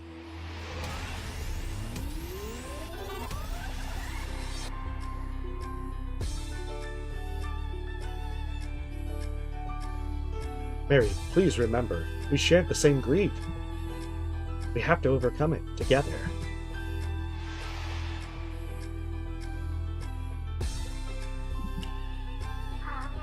Hello, Mary? Mary, did you not say it yourself? Dreams can come true if you keep believing. I can't believe a kind papa would appear and call me every month. That was Amy's papa, Philip. Much has happened, Mary. I can hardly blame you for losing faith. Why, even I've done the same.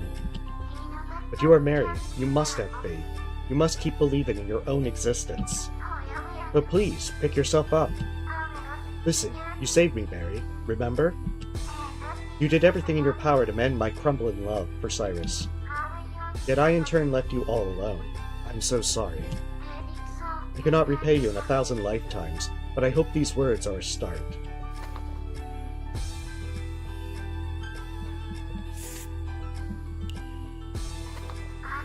Thank you, Mary. Thank you? For what? You still do not know why you deserve gratitude? Mary, you endured loneliness for so long.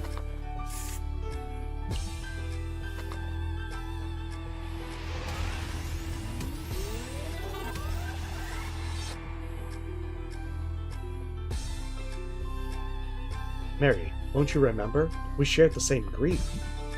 I want you to overcome it.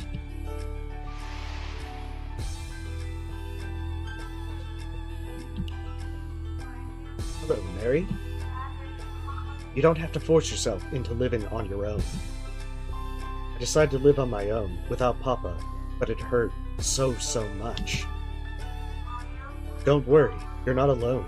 You have me. We spoke on the phone, remember? So cheer up, Mary. Listen, you saved me, Mary. I was torn up inside over how badly I wanted to speak to William, but you were there for me every step of the way. And I did nothing in return. I didn't even thank you for it, so please, let me just say this. Push the moneylender out the window. Thank you, Mary. Another thank you, but why? I still don't understand.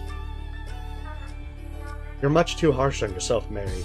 Do you not realize you deserve thanks?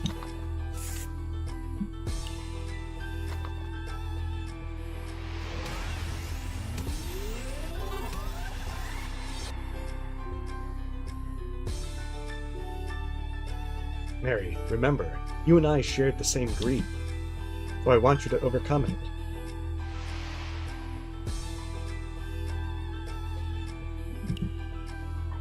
Hello, Mary.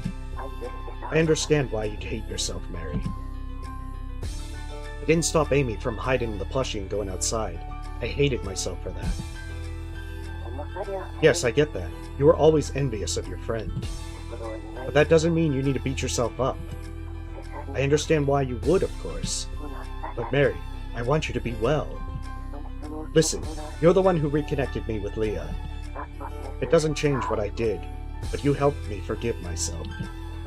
You, Mary, saved me. But I never got to thank you for it. So, allow me to speak from the heart.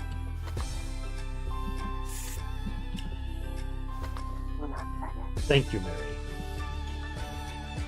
This person, too, is calling me Mary. Am I really Mary?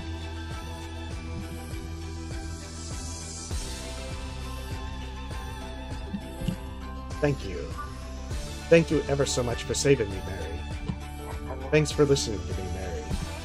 Thanks to you, Mary. I realized that perhaps my life was not so bad after all. Mary, you said I can live on my own, but don't be so down on yourself. You have us, after all. I have an idea. I'll write a new play with you as the star. Let's set the stage together. Mary, you said you were possessed by self-hatred. Looking back on your life, that may have been the case. It was the same for us, but we're not here for such mopey subjects. We called because we wished to speak to you, Mary. Isn't that right? Yes. Exactly. We'll keep on saying it. Your name. Thank you, Mary. Thanks, Mary. Thank you so much, Mary.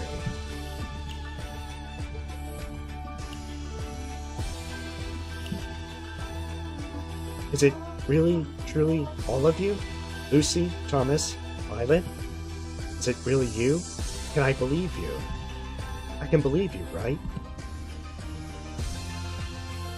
I can speak to everyone again, right? This isn't a lie. I can trust you, can't I? Who are you?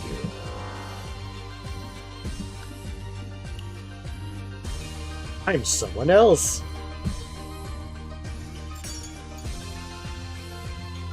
Ooh, what if it was the person playing is named Philip? Please, don't tell me. You're someone else. You listened to everyone's stories with me the whole time. You helped me save everyone the whole time. You were with me the whole time. Please, don't tell me. You're someone else. Hey, I'm over here.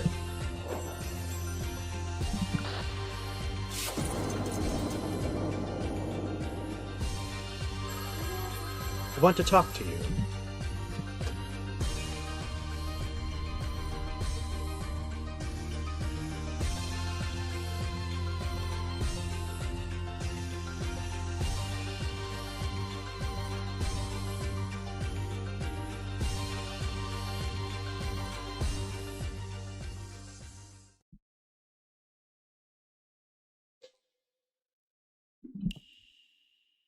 Hello.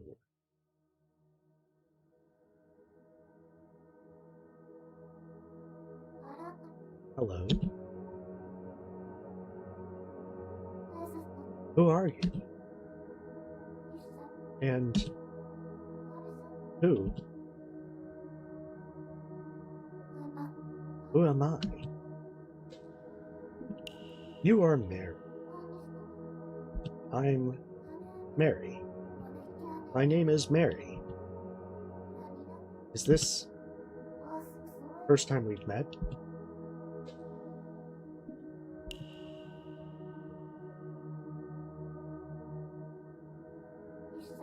For some real reason, I feel like I already know you. I'm Mary. I can finally hear you clearly. We no longer have to pretend to be other people. We'll go with the nice options. Yes, no more pretending for us. No more lies. Would you like to talk? Just a bit. It's like almost midnight, Mary. Thank you. I was wondering, whatever happened to Amy? I see. I did something really bad to both Amy and Philip. Yeah, don't get hung up with it. It's the end game. Back then, I'd watched out for Amy like I should have. Maybe she could have been saved. Also, I hurt Philip so much pretending to be Amy. I'm a terrible girl. Yeah, maybe you're right. Thanks. I appreciate the honesty. I feel just a little saved. I think I understand now. Lucy, Thomas, Violet too. Is this how they felt in the end? But they were all saved and moved on. And I'm still... Thank you. But I don't know what to talk about with you. What I'll do from now on. I see. Say, I don't know what to call you. Oh, I know. If you were an animal, what would you be? Ooh. Artemis, which one you want to pick? We'll pick Cat, since Artemis. Then I'll call you Kitty. Kitty, there's so much I want to talk to you about. Oh, but something important just came to mind. Could we start with that? Thank you. I was hoping you wouldn't mind. A scene just popped into my mind. Describe it for me. It's Amy and Philip taking a picture together. Not exactly a family photo, but clearly it meant a lot to them. And I have it here in my hands right now for some reason. Isn't it wonderful? I wish I could show you, Kitty. But of course, we're too far apart. But I still want to somehow.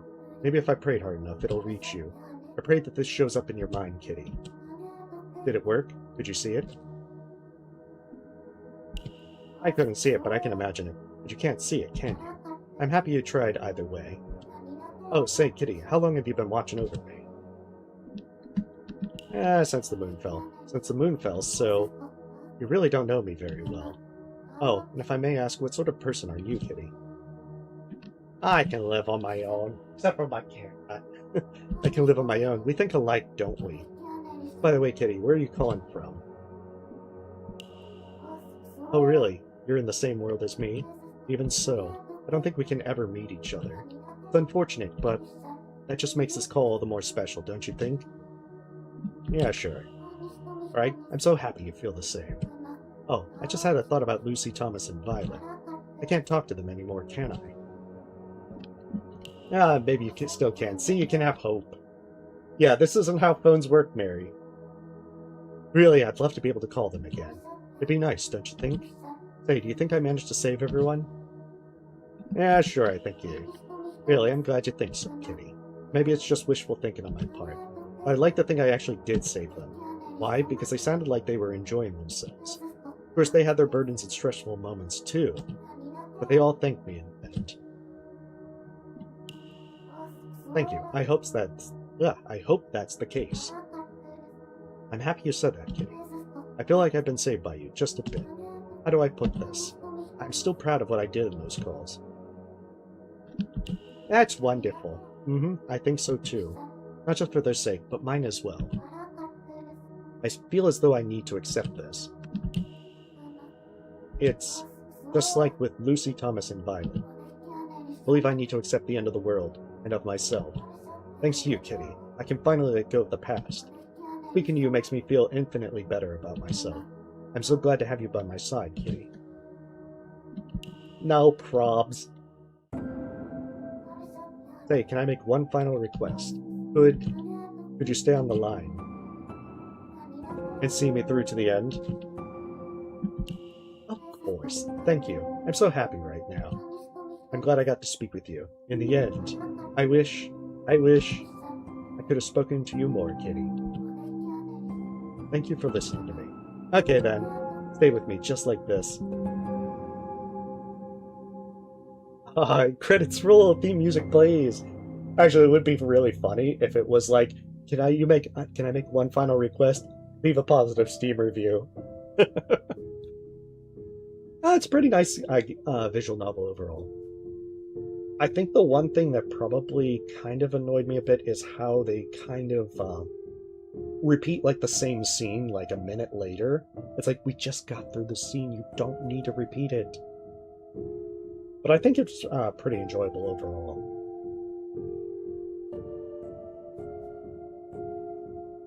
I mean, it has some nice visuals. Yeah, how would you rate this call?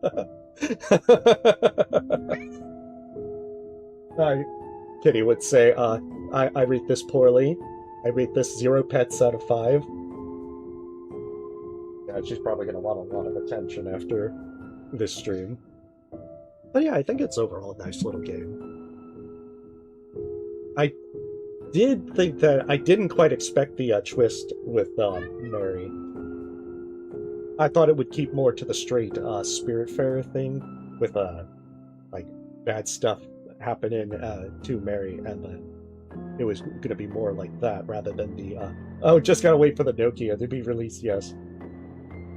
Rather than that it was built upon lies with Mary's tragic backstory. Still, it was enjoyable.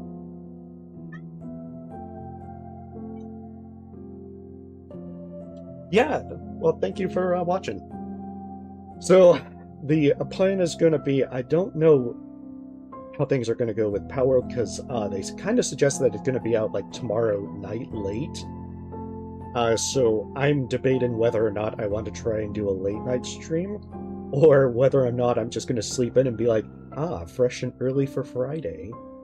And I suspect I'm going to be streaming a good chunk of the weekend, so I've been looking forward to Palworld 1.0, and I suspect if I wasn't streaming it, I would just be playing it pretty much all weekend. So I know YouTube's kind of weird because it doesn't save streams past the 12-hour mark. I ran into that problem with abiotic factors, so I'll probably stop the stream after a bit, and then if I choose to resume on that day, I'll just do a second one. But yeah, I don't know exactly when I'm going to start for, but I'm definitely looking forward to it. But yeah, Schrodinger's call was enjoyable.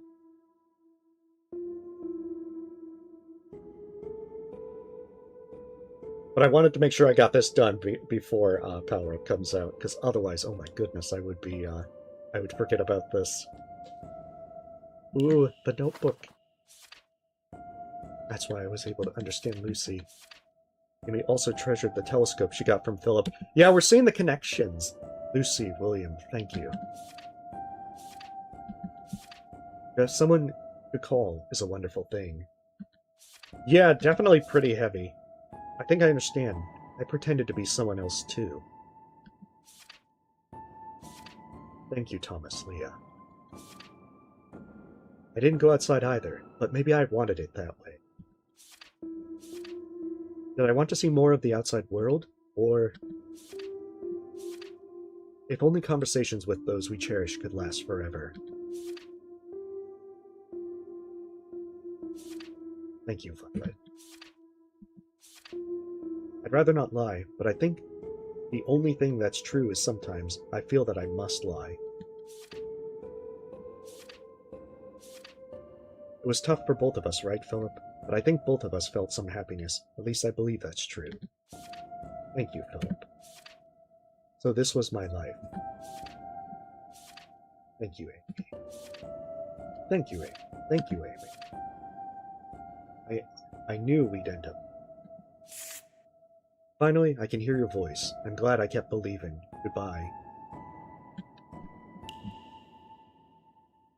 The end.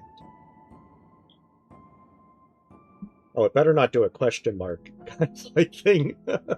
The end. Or is it? We'll find out in Schrodinger's Call, too. Oh, nice. It even changes the title screen. Alright, well, that is Schrodinger's Call. It is now midnight, so I am going to get some sleep. And then we'll figure out all the stuff with, like, Palworld tomorrow. But nonetheless, thank you folks for watching. You have a lovely night, and see you next time.